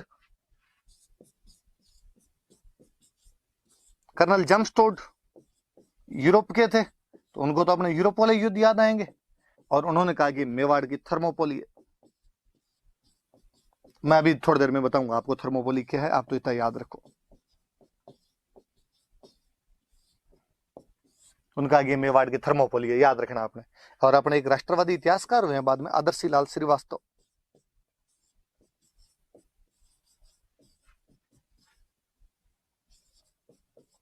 और उन्होंने वहां पे हल्दी घाटी के पास में एक जगह है बादशाह बाग, और उन्होंने कहा यार इस जगह पे हुआ है, इसलिए उन्होंने इसका नाम दे दिया बादशाह बाग का युद्ध। बैटल ऑफ बादशाह बाग जगह का नाम है भाई। ये भी याद रखना कि इस युद्ध में कौन कौन किस किसने क्या क्या कहा इस युद्ध को। तो जो बदायूनी है वो इस युद्ध को कहते हैं बैटल ऑफ गोगुंदा, जो अबुल फजल है वो इस युद्ध को कहता है बैटल ऑफ खमनोर। ये दोनों अकबर के दरबारी इतिहासकार है, उसके कोर्ट हिस्टोरियन है। कर्नल जेम्स टोड, जिनको हम राजस्थान के इतिहास का पिता कहते हैं, father of history of Rajasthan कहते हैं, वो इस युद्ध को कहते हैं मेवाड़ की Thermopylae, Thermopylae of Mewar. Thermopylae में अभी बताऊंगा क्या है। और आदर्शी लाल श्रीवास्तव है, वो कहते हैं इस युद्ध का नाम है बादशाह बाग का युद्ध। जगह का नाम है वहां पे बादशाह बाग, तो वो कहते हैं इस जगह पे हुआ था, तो बादशाह बाग का युद्ध। तो थोड़ी अलग अलग चीजें थोड़ी याद रख लें। तो और जो मैं बता रहा था कि प्रताप की उधर मान सिंह का जो हाथी था उसका नाम था मर्दाना। कहते मुगलों की तरफ से एक हाथी और था, उसका नाम था गजमुक्ता। और इस गजमुक्ता को इधर से प्रताप की तरफ से एक हाथी लड़ रहा था लूणा, उस लूणा के खिलाफ लड़वाने के लिए लेके आए थे। तो प्रताप की तरफ से एक हाथी था लूणा, उधर से नाम था गजमुक्ता। फिर प्रताप का एक हाथी था जिसे मुगल सेना ने पकड़ लिया था, उस हाथी का नाम था राम प्रसाद। इसको पकड़ के ले गए थे, और जब लेके गए तो अकबर ने पूछा भाई इस हाथी का क्या नाम है, लोगों ने कहा राम प्रसाद। पर अकबर ने कहा कि नहीं भाई, ये पीर बाबा के प्रसाद से हमें मिला है, पीर बाबा के आशीर्वाद से हमें मिला है, इसलिए इसका नाम बदल कर मैं क्या करता हूँ, पीर प्रसाद। थोड़ा सा याद रखना कि एक कौन सा हाथी मुगल सेना को मिल गया था जिसका नाम बाद में बदल दिया गया था। राम प्रसाद मिला था, नाम बदल के पीर प्रसाद कर दिया। कुल मिला के ये दो हाथियों के नाम याद रखने जो प्रताप की तरफ से लड़ रहे थे, ये दो हाथियों के नाम याद रखने जो मुगल सैनिकों की तरफ से लड़ रहे थे, राम प्रसाद और लूणा, उधर मर्दाना और गजमुक्ता। क्योंकि मुझे याद है किसी एक एग्जाम में क्वेश्चन थे, राम प्रसाद, लूणा, मर्दाना और गजमुक्ता क्या है। और फिर आरपीएससी वैसे ऑप्शन और दे देती है, सुदूरवर्ती बाड़मेर के 4 गांव, मूंग की 4 किस्में, बकरी की 4 नस्ल, और आपके हल्दी घाटी युद्ध में लड़े हाथियों के नाम। तो याद रखना भाई, हल्दी घाटी युद्ध में हाथी, आप इमेजिन करो कभी कि युद्ध कितना महत्वपूर्ण रहा होगा हल्दी घाटी, कि उसमें लड़ने वाले हाथियों के नाम भी एग्जाम के अंदर पूछे जाते हैं। अपने आप में ये कितनी बड़ी बात है। उसका जो घोड़ा है, उस युद्ध का जो घोड़ा है, उसके नाम पर बाकायदा अपने स्कूटर आया करता था। चेतक कितना फेमस हुई, चेतक जो चीज थी, पुलिस वालों की जो गाड़ियां होती है उनको भी आज अपने चेतक कहते हैं। तो वो युद्ध जो है वो चरम है, युद्धों का एक अलग भावना है उस चीज के अंदर। तो हल्दी घाटी वो युद्ध है अपने, जिसमें प्रताप ने अकबर को या अकबर की सेना को यहां से हराकर वापस भेज दिया था। तो वो सारी बातें अपने याद रखने वाली सी। और देखो, मैं तो हल्दी घाटी युद्ध को जब पढ़ता हूं तो मुझे लगता है यार जीत हार ये सब तो बाकी है, मुझे उसमें प्रताप की डिप्लोमेसी बड़ी शानदार सी लगती है कि यार उस युद्ध में ग्वालियर का रामसात तोमर आया है, अफगानों की तरफ से हाकिम खान सूर है। इसका मतलब प्रताप संगठन बनाने की शक्ति में माहिर है, वो एक अच्छा ऑर्गेनाइजेशन बना सकता है, वो अच्छा एक कोलैबोरेशन करने वाला राजा है। जब हम देख रहे हैं कि उसने अकबर के विरोधियों को अपने पक्ष में कर लिया, और हाकिम खान सूर का प्रताप की तरफ से लड़ना ये सिद्ध करता है कि प्रताप सेक्युलर राजा है, और उसकी सेना में मुस्लिम सैनिक भी लड़ रहे थे। अपने इतिहासकारों ने केवल एक पक्ष को सेक्युलर दिखाने के लिए बात खूब बढ़ा चढ़ा के बताई हमेशा कि अकबर का सेनापति मान सिंह था, अकबर का सेनापति मान सिंह था, क्योंकि उधर सेक्युलरिज्म उनको स्थापित करना था। कोई ये नहीं देखता कि इधर भी ये सेम बात है। और मैं तो जब वो लास्ट वाला पॉइंट पढ़ता हूं कि प्रताप की सेना में लड़ने के लिए भील सैनिक भी आए थे, तब और लगता है कि किसी राजा ने समाज के उस वंचित समुदाय को, उस बैकवर्ड क्लास को, हाशिए पे रखे हुए समाज को, वो तबका जो समाज की मुख्य धारा से थोड़ा अलग था, उसको भी मेन स्ट्रीम में लाने का प्रयास किया है, उनको अपने बराबर लाके खड़ा किया है। तो जो अनटचेबिलिटी की जिसकी हम बात करते हैं, छुआछूत की जिसकी हम बात करते हैं, उसको भी कहीं ना कहीं दूर करने वाला कोई राजा दिखाई देता है तो प्रताप दिखाई देता है कि उसने उन वनवासियों को, आदिवासियों को अपने साथ में लाके खड़ा कर दिया था।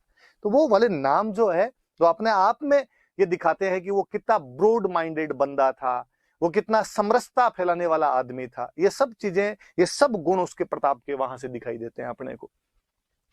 जब हल्दी घाटी की बात ही कर रहे हैं, हम थोड़ी और बातें करते हैं। ये तो नाम वगैरह मैंने बताई दिए, नाम याद रखना आप थोड़े से, कि हल्दी घाटी का क्या इंपॉर्टेंस है। कभी आपसे मेंस में पूछ ले कि उसकी इंपॉर्टेंस बताओ, तो क्या इंपॉर्टेंस रही होगी? तो एक इंपॉर्टेंस तो ये है कि हल्दी घाटी का युद्ध एक एम्परियलिस्टिक पावर और एक रीजनल फ्रीडम का युद्ध है वर्सेज प्रादेशिक स्वतंत्रता। मतलब कि एक तरफ अकबर जैसा राजा है जो अपने एम्पायर एक्सपेंशन करना चाहता है, अपने साम्राज्य को बढ़ाना चाहता है, एम्परियलिस्टिक अप्रोच रखता है, एम्परियलिस्टिक एम्बिशंस रखता है और अपने साम्राज्यवादी शक्ति के तहत आक्रमण कर रहा है।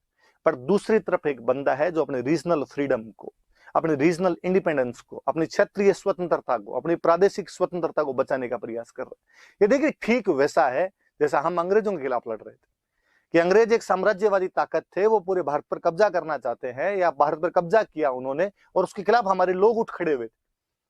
तो जिस प्रकार हम क्यों उठ खड़े हुए, क्योंकि हम कहते हैं ये प्रदेश हमारा है, ये इंडिपेंडेंट रहना चाहिए, इसकी स्वतंत्रता हमें प्रिय है, यहाँ पर हम राज करेंगे। एग्जैक्टली वैसा का वैसा उसमें प्रताप और प्रताप के साथ में मेवाड़ की जनता कर रही है, कि एक साम्राज्यवादी ताकत का मिलजुल कर सामना कर रही है। क्यों? क्योंकि वो अपने क्षेत्र की स्वतंत्रता, अखंडता, इंटीग्रिटी, इंडिपेंडेंस जो भी है उसे बचाने का प्रयास कर रहे थे वो लोग। तो एक बात तो ये याद रखने वाली सी। दूसरी बात है, स्वाभाविक सी बात है, अकबर एक बहुत बड़ा राजा है, उसके पास खूब सारा धन है, उसकी सेना भी बड़ी है। प्रताप, मेवाड़ एक छोटा स्टेट है, लगातार युद्धों में फंसे होने से धन भी कमजोर पड़ा होगा कहीं ना कहीं, सेना भी कमजोर है, उसके बावजूद लड़ रहे थे वो लोग। सीमित संसाधन, लिमिटेड रिसोर्सेज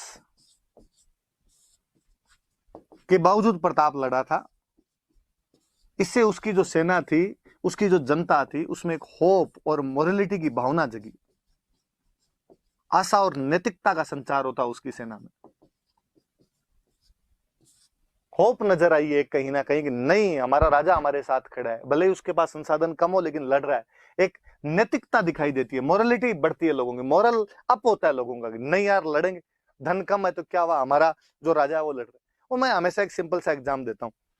यार आरएस का रिजल्ट आया और रिजल्ट के अंदर देखा कि एक लड़का जिसके पापा बहुत बड़े बिजनेसमैन है या जिसके पापा ऑलरेडी आईएएस लगे हुए थे, वो एक अच्छी इंग्लिश मीडियम की स्कूल के अंदर पढ़ा हुआ था और उसको अच्छी कोचिंग भी मिली थी, उसके पास तमाम रिसोर्सेज थे और उस बंदे की टॉप 10 में रैंक आ गई।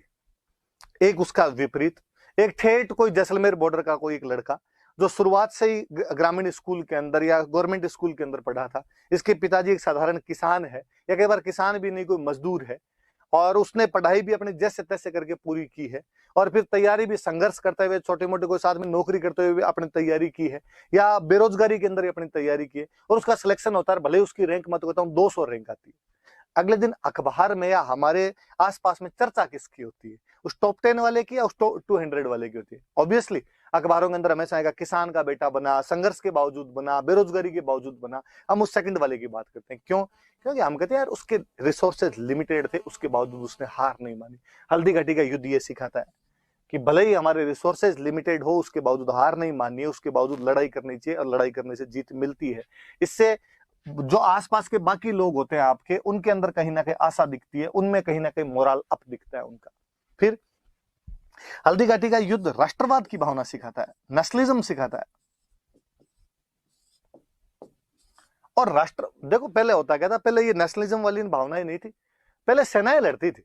बाबर की सेना सांगा की सेना से लड़ लेगी, कुंभा की सेना को महमूद खिलजी की सेना से लड़ लेगी, रतन सिंह की सेना अलाउद्दीन खिलजी की सेना से लड़ लेगी। आम जनता का इतना कोई उसके अंदर पार्टिसिपेशन नहीं हुआ करता था। और अपने तो संस्कृत में, हिंदी में एक वो है शायद लाइन है कि कोई नरप हो हमें क्या हानि, कि कोई राजा बन जाए हमें क्या लाभ है यार, हमें टैक्स देने यार, इस बाबर को भी टैक्स देना, संगा को भी टैक्स देना। पर प्रताप के साथ में जन जन का नायक बन गया था। आसपास के तमाम लोग, वो जो जनजातियां थी, वो जो भील थे, वो जो गाड़िया लोहार थे, उन तमाम लोगों ने इस युद्ध के अंदर भाग लिया था।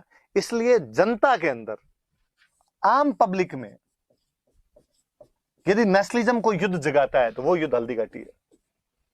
आप और कभी नोटिस भी कीजिए इस बात को कि किसी भी चीज का महत्व तब नहीं है जब वो हुई है, महत्व तब है जब होने के बाद भी उसकी इंपॉर्टेंस जारी रही है नहीं रही, वो हमें दिखती है।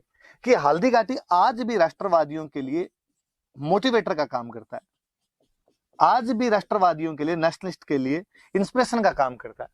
और हमारा जब नेशनल मूवमेंट चल रहा था तो हमारे जितने नेता थे, तिलक थे, कोई चंद्रशेखर आजाद थे, तमाम लोगों, वीर सावरकर थे, तमाम लोगों के कहीं ना कहीं दिमाग में हल्दी घाटी है। उनके उदाहरणों में, उनके भाषणों में मिलता है कि जिस प्रकार हल्दी घाटी के युद्ध में और प्रताप अकबर के खिलाफ लड़ा था, या मेवाड़ वाले मुगलों के खिलाफ लड़े थे, उसी प्रकार हमें अंग्रेजों के खिलाफ लड़ना चाहिए। और मैं तो हमेशा कहता हूं कि महाराणा प्रताप को, या हमारे जो ये मेवाड़ वालों का संघर्ष था, या जो हमारे राजस्थान का संघर्ष है, इसको महानतम बनाने का या दुनिया को बताने का काम बंगालियों ने किया है। क्योंकि जब अंग्रेजों का शासन राजस्थान भारत में आ गया था तो सबसे पहले राष्ट्रवाद कहीं पर आया था, तो बंगाल में आया था। नेशनलिज्म बंगाल के अंदर आया था सबसे पहले। और कहा ही जाता था कि बंगाल जो आज सोचता है बाकी भारत कल सोचेगा। तो बंगालियों में सबसे पहले राष्ट्रवाद की भावना आई थी। पर बंगालियों ने, जब नेताओं ने, जो नेता थे उनमें जब नेशनलिज्म आया तो उन्होंने कहा यार इस राष्ट्रवाद को और अप कैसे किया जाए, रूट लेवल तक कैसे लेके जाया जाए, जनता को इसके बारे में कैसे बताया जाए।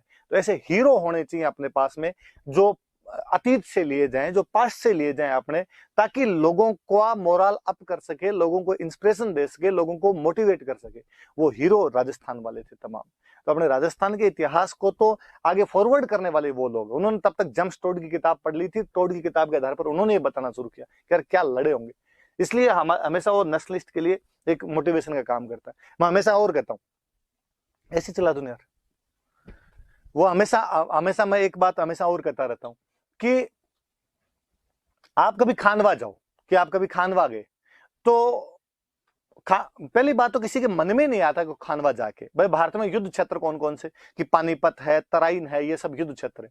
मुझे नहीं लगता किसी बंदे कभी मन में आता कि यार मैं तराइन देख के आऊंगा, या मैं कभी पानीपत देख के आऊंगा, या मैं कभी खानवा देख के आऊंगा। हाँ, आप जब वहां से निकलते हैं तो आपके मन में हिस्ट्री के प्रति वो उत्सुकता जरूर जागृत होती है, और आपको लगता है अच्छा ये वो पानीपत है जहां पर युद्ध हुआ था, ये वो तराइन है जहां पृथ्वीराज चौहान और गोरी लड़े थे, ये वो खानवा है जहां पे सांगा और बाबर लड़ लिए थे। ऐसी उत्सुकताएं उत्पन्न हो सकती है।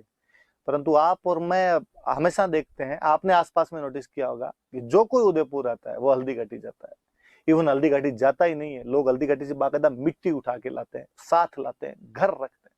कुछ ना कुछ तो उस युद्ध में अलग हुआ होगा, कुछ ना कुछ तो वहां पर अलग भावनाएं रही होगी, तभी लोग आज इतने सालों बाद भी, आज 400 450 साल बीत गए उसके बाद भी वो भावनाएं कम पड़ने का नाम नहीं ले रही है।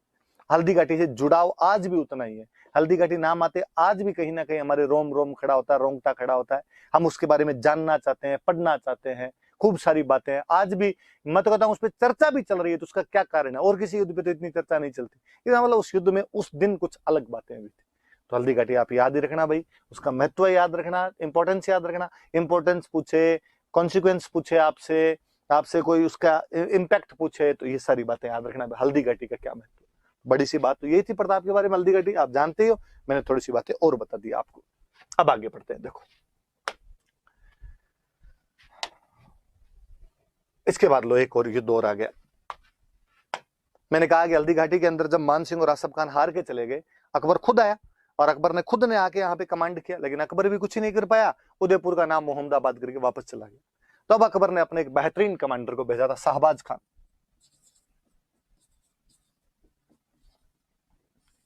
तब प्रताप की राजधानी कुंभलगढ़ हुआ करती थी, इसलिए शाहबाज खान ने कुंभलगढ़ पर अटैक किए थे। वैसे मेवाड़ वालों की इमरजेंसी कैपिटल कौन सी? कुंभलगढ़। इसलिए 3 अटैक किए थे, याद रखना भाई। ये सीधा सीधा क्वेश्चन पूछा हुआ है कि शाहबाज खान ने कुंभलगढ़ पर कितने आक्रमण किए थे? 3। या शाहबाज खान ने 3 आक्रमण कहां पर किए थे? कुंभलगढ़। या कुंभलगढ़ पर 3 आक्रमण किसने किए थे? शाहबाज। 77, 78, 79, 3 अटैक किए थे। और कहते भी एक भाई कुंभलगढ़ के किले पे कोई कब्जा नहीं कर पाया था, पर शाहबाज खान इस पर एक बार कब्जा करने में सफल हो गया था। 3 अप्रैल 1578 को उसने कुंभलगढ़ पर एक बार कब्जा कर लिया था। प्रताप को यहां से निकलना पड़ा था। प्रताप भान सोनगरा थे, उनको ये किला देके चले गए थे। और वहीं कोल्यारी गांव पड़ता, पास कोल्यारी के पास में एक जगह पड़ती आवरगढ़, और उस आवरगढ़ को अपनी कुछ दिनों के लिए अस्थायी राजधानी बनाई थी। तो कुंभलगढ़ जब छूटा था, जब 3 अप्रैल 1578 को शाहबाज खान कब्जा कर लेता, उसके बाद कुछ टाइम के लिए उन्होंने आवरगढ़ को अपनी राजधानी बना ली थी। कुल मिलाकर अपने याद रखने वाली बात यह कि अकबर और प्रताप के बीच संघर्ष में 3 अटैक कौन से किले पर किए गए थे? कुंभलगढ़। किसने किए थे? शाहबाज खान ने। कब्जा करने में सफल हो गया था 3 अप्रैल 1578 को। कब कब हमले किए थे? 77, 78, 79। और प्रताप ने उसके बाद कुछ दिनों के लिए अपनी अस्थायी राजधानी कहां पर बनाई थी? तो आवरगढ़ के अंदर अस्थायी राजधानी उन्होंने अपनी बना ली थी। थोड़ी ये बात याद रख लेना आप। और इसी टाइम कहते हैं कि जब कुंभलगढ़ पे कब्जा हो गया था, तो प्रताप यहां से ईडर की तरफ जा रहे थे। गुजरात के अंदर एक जगह पड़ती है ईडर, प्रताप का ससुराल था। और रास्ते के अंदर एक गांव पड़ता है चूलिया, और वहां चूलिया नाम के गांव के अंदर उनको सेठ मिले भामासा। और उन्होंने कहा भाई कैसे किधर? तो कहा यार पैसे टके की व्यवस्था करनी पड़ेगी, तो अपने तो थोड़ी व्यवस्था करने के लिए मैं जा रहा हूँ। उनका चिंता मत करो, मैं बैठा हूं जब तक। और कहते उन्होंने अपनी पूरी संपत्ति लाकर उनको दान कर दी थी, सारी संपत्ति उनको दे दी थी। कहते इतने रुपए दिए थे कि 25,000 की फौज 12 साल रह सकती है। कहते कि 25 लाख रुपए नगद कैश और 20 लाख की सोने की अस्फरियां लाके दी थी। कितना धन दिया होगा उस आदमी ने कि 25,000 की फौज को आप 12 साल तक कंटिन्यू रख सकते हैं। इसलिए आज उन भामाशाह को हम इतना याद करते हैं। आप फिर देखिए कि प्रताप के साथ जुड़ी हुई एक एक चीज कैसे फेमस हुई है। मैंने चेतक वाली बात बताई, भामाशाह। आज भी कोई पैसे देता है, अपने कहते हैं यार ये तो भामाशाह है। आज भी गवर्नमेंट की योजनाएं चलती है, नाम भामाशाह योजना होती है। आज भी किसी स्कूल के अंदर जाओ, चंदा देने वाले जितने लोग हैं उनकी लिस्ट लगी हुई, अगर उसमें लिखा होगा ऊपर भामाशाहों की सूची। मतलब एक आदमी प्रताप के साथ जुड़ के कितना फेमस हो गया। तो ये सब चीजें उस प्रताप के व्यक्तित्व में है कि उससे जुड़े हुए तमाम लोग इसी प्रकार हिट हो गए थे। तो भामाशाह, और ये तो केवल भामाशाह ही नहीं, मैं तो हमेशा कहता हूं भामाशाह और इनके एक भैया और थे ताराचंद, ये दोनों आए थे, दोनों ने अपना पूरा धन लाके वहां पर दिया था। पर वही है जी, कई बार लाइनिया होता है, किसी का नाम हिट होना होता है उनका हो जाता है, और जिनका हिट नहीं होना होता उनका नहीं होता है। वरना मुकेश अंबानी और अनिल अंबानी दोनों थे, पर अपने भामाशाह याद हुआ, ताराचंद नहीं हुआ। मुझे कई बार लगता है कि यार अब तो सुनने में बड़ा अजीब सा लगे कि किसी स्कूल के अंदर भामाशाहों की सूची की जगह लिखा हो ताराचंदों की सूची, तो अपने अजीब सा लगता है यार ताराचंद कहां से आ गया। पर ये 2 आदमी थे, भामाशाह और ताराचंद। और भामाशाह तो फिर हम कहने लगे कि साहब मेवाड़ का सेवियर है, मेवाड़ का उद्धारक है, रिवाइवर ऑफ मेवाड़ है, रिवाइव किया इन्होंने मेवाड़ को। तो हमीर को भी मेवाड़ का उद्धारक कहते हैं, और इनको भी भाई मेवाड़ का उद्धारक कहा जाता है, भामाशाह को भी, याद रख लेना। तो इसी टाइम ये जा रहे थे, तब ये सारी घटनाएं हुई थी। तो कुंभलगढ़ वाली बात याद रख लें। फिर आगे बढ़ते हैं अपना।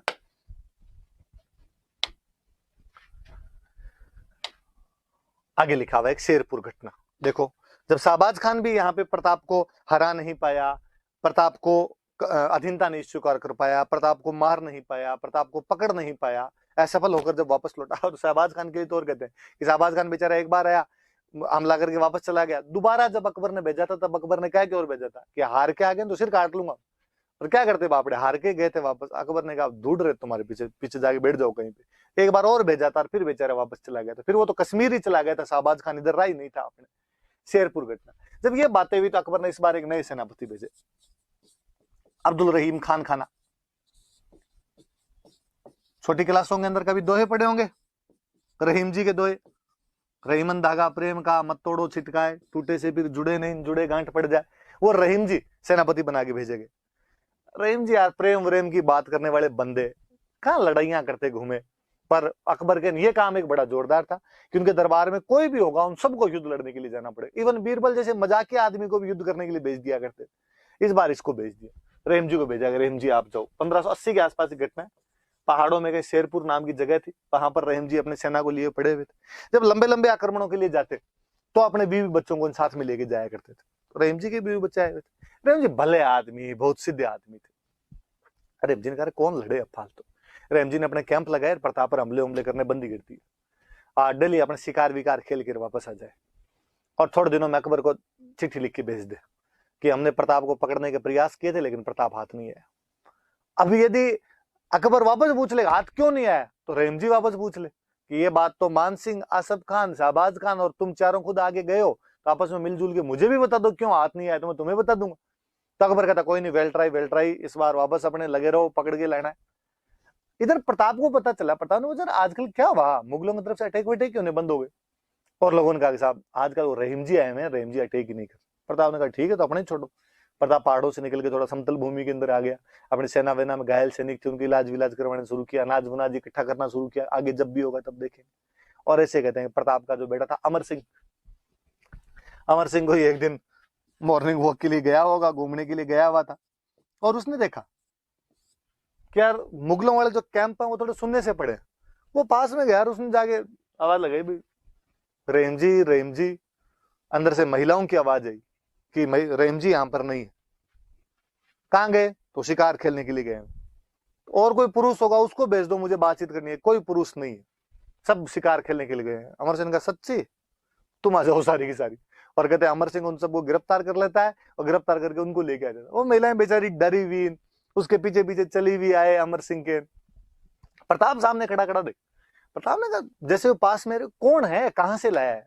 उसने कहा पापा आप छोड़ो, आपके काम की बात नहीं है, मैं देख लूंगा इनको। प्रताप ने बेचारा बदतमीज, बता है कौन, क्या है। उसने कहा और रहीम जी शिकार करने के लिए बाहर गए हुए थे। तो मैं कर लाया शिकार तो। और जैसे ही प्रताप को इस बात का पता चला, कहते प्रताप ने अमर सिंह के थप्पड़ मारा। उन महिलाओं को कहा कि तुम्हें डरने की कोई आवश्यकता नहीं है, तुम मेरी बहन बेटियों की जैसी हो। उनको आराम से रखा वहां पे, रहीम जी के पास वापस भेजा, वापस लेटर लिख के भेजा कि रहीम जी गलती हुई, आइंदा से ऐसा नहीं होगा।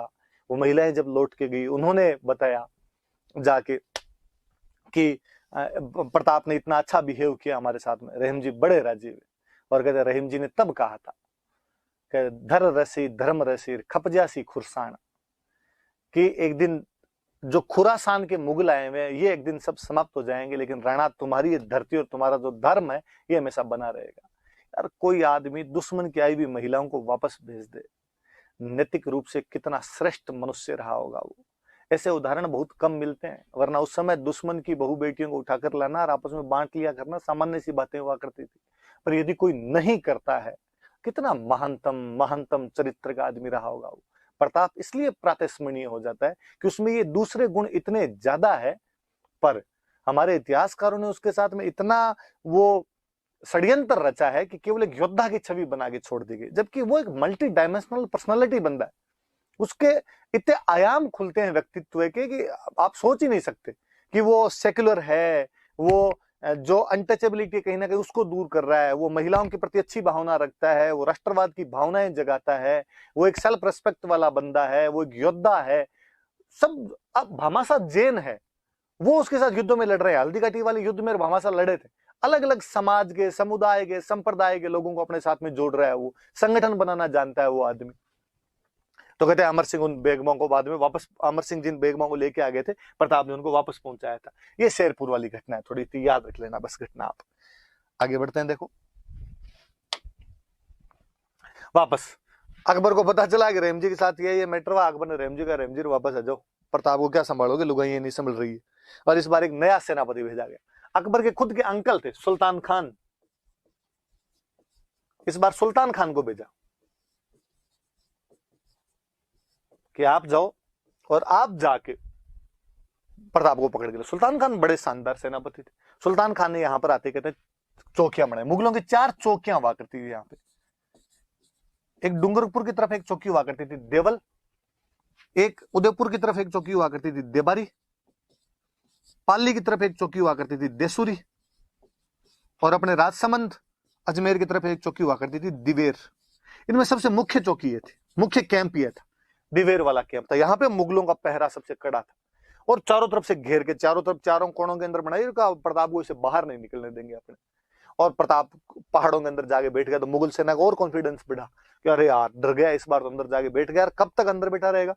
एक दिन तो अपने यहाँ से बाहर निकलना ही पड़ेगा अनाज पानी के लिए, और अपने पकड़ लेंगे या उसको मार देंगे या संधि करवा लेंगे या पकड़ के ले जाएंगे उसको। और प्रताप चुपचाप एकदम देख रहा था क्या करना है क्या नहीं करना है। और 1582 में एक दिन अचानक अपने बहुत थोड़े से सैनिकों के साथ प्रताप सर्जिकल स्ट्राइक करता है। उस दिवेर नाम की जगह पर एक बेहतरीन युद्ध लड़ा गया। हल्दी घाटी के 6 साल बाद में वहां दिवेर में सुल्तान खान के खिलाफ इस बार वापस प्रताप की एक छोटी सी टुकड़ी वहां पर अचानक औचक हमला करती है उनके ऊपर। सुल्तान खान समेत पूरी सेना को उजाड़ के रख देते उस युद्ध के अंदर। तो और कहते इस युद्ध को तो अमर सिंह के लिए याद किया जाना चाहिए। जो प्रताप का राजकुमार था अमर सिंह, उसके लिए याद किया जाना चाहिए। ये बहादुरी से लड़ा था कि उसने सुल्तान खान को जब तलवार मारी थी तो सुल्तान खान को बीच में से 2 टुकड़े करके रख दिए थे उसने, घोड़े समेत चीर दिया था इस युद्ध में। तो युद्ध अमर सिंह की बहादुरी का युद्ध है। इसमें मुगल सेना नायक तक को मार दिया गया था, और मुगलों का जो सेना नायक था वो कौन था? सुल्तान खान। और इस युद्ध में कहते हैं कि आसपास वाले जो राज्य थे वो और प्रताप का साथ देने के लिए आ गए थे। ईडर, बांसवाड़ा, प्रतापगढ़, इन सब ने और प्रताप का साथ दिया था। और जेम्स टोड तो इसे इतना खुश है कि जेम्स टोड कहता है ये मेवाड़ का मैराथन है। तो याद रखना कि जेम्स टोड ने हल्दी घाटी को कहा था मेवाड़ की थर्मोपोली, और इस युद्ध को वो कहता है मेवाड़ का मैराथन। मेवाड़ का मैराथन है ये युद्ध तो अपने आप के अंदर। मैं अभी बताऊंगा थर्मोपोली और क्या है। पर देखो 4 चीजें। एक तो इस युद्ध में प्रताप जीत गया, एक ये कि अमर सिंह ने इसमें मुगल सेनापति सुल्तान खान को मार दिया था, एक ये कि आसपास वाली सारी रियासतें प्रताप का साथ देने के लिए आई थी, और जेम्स टोड इसको कहता है मेवाड़ का मैराथन। आप सोचिए षड्यंत्र कितना बड़ा होगा कि एक यूरोपियन इतिहासकार उस युद्ध के बारे में इतनी अच्छी बातें कहता है और उसको मैराथन के युद्ध के बराबर बताता है। मैं और बताऊंगा आपको मैराथन के युद्ध के बारे में। और हमारे इतिहास में दिवेर का नाम नहीं है। हल्दी घाटी को बच्चा बच्चा जानता है, पर दिवेर के बारे में कोई नहीं जानता। इतिहासकारों ने कितने सुविचारित तरीके से हल्दी घाटी छापा, और उसमें भी लास्ट में लिखा और कि प्रताप जीता नहीं था। और दिवेर चूंकि साफ साफ दिखता है कि साहब मुगल सेना ने कोई मार गए, किंतु परंतु करने की बात नहीं, खा गए, छुपा गए, बताना जरूरी नहीं समझा। क्योंकि यदि दिवेर बताते हैं तो कई बातें बतानी पड़े, क्योंकि दिवेर बताते हैं तो ये बताना पड़े कि प्रताप संगठन बनाने में बहुत अच्छा था, आसपास की सेनाएं भी उसके साथ में आ गई थी। दिवेर बताए तो ये बताना पड़े उस युद्ध के अंदर कि उसमें मुगल सेना की साफ साफ हार हुई है, इवन यहां तक कि मुगल सेनापति तक मारा गया है। दिवेर बताते तो उन्हें बताना पड़ता कि अमर सिंह भी अपने पिता के समान उतना ही बड़ा महान योद्धा था, और उसने सुल्तान खान को अपने तलवार के एक वार से समेत घोड़े चीर के रख दिया था। पर हमारे इतिहासकारों को ये नहीं बताना, उनको कहानियां सुनानी कि हल्दी घाटी युद्ध के बाद में प्रताप की आर्थिक हालत खराब हो गई थी, प्रताप के बेटे के हाथ में घास की रोटी थी, अमर सिंह के हाथ में वन बिलाव घास की रोटी छीन के भाग गया था। और वो जो कविताएं, वो कहानियां जो इतिहास में पढ़ाई जाती है, हरे घासरी रोटी ही जब बन बिलावड़ो ले भाग्यो, छोटो सो राजकंवर रणारो सुत्यो दुख जाग्यो, वो कविता है। हम कन्हैयालाल सेठिया के लाख लाख आभारी हैं, उनको कोटि कोटि धन्यवाद कि उन्होंने एक महानतम कविता के जरिए जन जन की वाणी तक प्रताप की संघर्ष की गाथाएं या प्रताप की कहानियां पहुंचाई। परंतु इतिहास नहीं है। जहां ना पहुंचे कवि, जहां ना पहुंचे रवि वहां पहुंचे कवि। कवि एग्जेजरेशन करता है, अतिशोक्ति करता है, एग्जेजरेट करके चीजों को एक अलग लेवल पर लेके जाता है, परंतु हिस्ट्री नहीं है वहां पर। और लोग उसको हिस्ट्री और मानते हैं। और फिर जब लोग कहते हैं कि 1576 के बाद प्रताप की आर्थिक हालत खराब हो गई, अमर सिंह एक दिन घास की रोटी खा रहा था और उसके हाथ से वन बिलाव छीन के भाग गया, मुझे और बड़ा अजीब सा लगता है कि यार अमर सिंह का जन्म 1559 में हो गया था। मैंने और बताया था कि 1559 में अमर सिंह के जन्म के समय ही उदयपुर की स्थापना की, क्योंकि उस समय उदय सिंह जी एकलिंग जी की धोख लगाने के लिए गए हुए थे। यार 17 साल का था वो हल्दी घाटी युद्ध के समय, और तुम कहते हो 17 साल के लड़के के हाथ से और वन बिलाव रोटी छीन के भाग गया था। यहाँ पुरानी कहावतों के अंदर कहावा है, 8 बरसरो कुकर जिए 13 बरसरो जिए सियार, बरस 18 छत्री जीवा आगे जीवन को धिक्कार। कि क्षत्रिय 18 साल तक ही जीता, उसके बाद जिए तो धिक्कार है उसको, उससे पहले लड़के मर जाया करते थे। और तुम कहते हो 17 साल की योद्धा के हाथ से वन बिलाव रोटी छीन के भाग गया था। पर है जी, कहानियां इन लोगों ने गढ़ी, अपने उन कहानियों को पढ़ते हैं। दिवेर याद किया जाना चाहिए, दिवेर की जयंतियां मनाई जानी चाहिए, दिवेर बताया जाना चाहिए कि किस प्रकार एक राजा ने इतने बड़े शक्तिशाली सम्राट को सर्जिकल स्ट्राइक करके हरा दिया था, पूरी सेना को तितर बितर करके वहां से फेंक दिया था। तो दिवेर याद रखना। अब लो मैं इस मैराथन वाली बात पे आता हूं, ये थोड़ा बताता हूं आपको। 2 चीजें, एक युद्ध के लिए जेम्स टोड कहता है मेवाड़ का मैराथन, एक युद्ध के लिए जेम्स टोड कहता है मेवाड़ की थर्मोपोली। वापस बात सुनना, ईरान एक देश है अपने, पर्सिया बोलते थे इस टाइम इसको, फारस। यहां पर एक राजा हुआ था डेरियस। अपने हिंदी की किताबें लिखती है इसको दारा। अपने हिंदी वालों ने बड़े अन्याय किए हैं जी कई। अलेक्जेंडर को बापड़े को बना दिया सिकंदर, डेरियस को बना दिया दारा, तो ऐसे कोई नाम बना देते हैं अपने वाले तो। तेमुचिन को बना दिया चंगेज खान, तो कुछ ही कर लेते हैं। तो डेरियस जो था उसका नाम अपने दारा लिखते हैं। कहते इस डेरियस ने 490 बीसी में यूनान पर हमला किया। यूनान जिसको आजकल अपने कहते हैं ग्रीस, यहां पर हमला किया। यूनान में कई छोटे छोटे स्टेट थे। एक स्टेट का नाम था एथेंस, एक स्टेट का नाम था स्पार्टा। एथेंस पर वो हमला करता है 490 बीसी में, मैराथन के मैदान में। मैराथन जगह का नाम है, वहां पे एटिका प्रांत के थोड़ी सी पास में एक जगह पड़ती है मैराथन, वहां पर एथेंस पर वो हमला करता है। एक बड़ी सेना लेके हमला करता है। एथेंस वालों को लगा कि यार अकेले पार नहीं पड़ेगी, इसलिए एथेंस वालों ने स्पार्टा वालों को भी बुलाया। और मैं बताऊं एथेंस स्पार्टा की बात, एथेंस वो राज्य है जो पढ़ाई लिखाई में ध्यान देता था। दुनिया के महानतम महानतम जो फिलोसोफर हुए, सोक्रेटिस, प्लेटो, अरिस्टोटल, सुकरात, अरस्तु, प्लेटो, ये जो हुए ये सारे के सारे एथेंस के हुए। पढ़ाई में बहुत अच्छे थे। स्पार्टा वाले लड़ना जानते थे, केवल स्पार्टन्स लड़ाई में बहुत अच्छे थे। एथेंस वालों ने एक अपना बंदा भेजा। एक बंदा था फिसिपिडीज,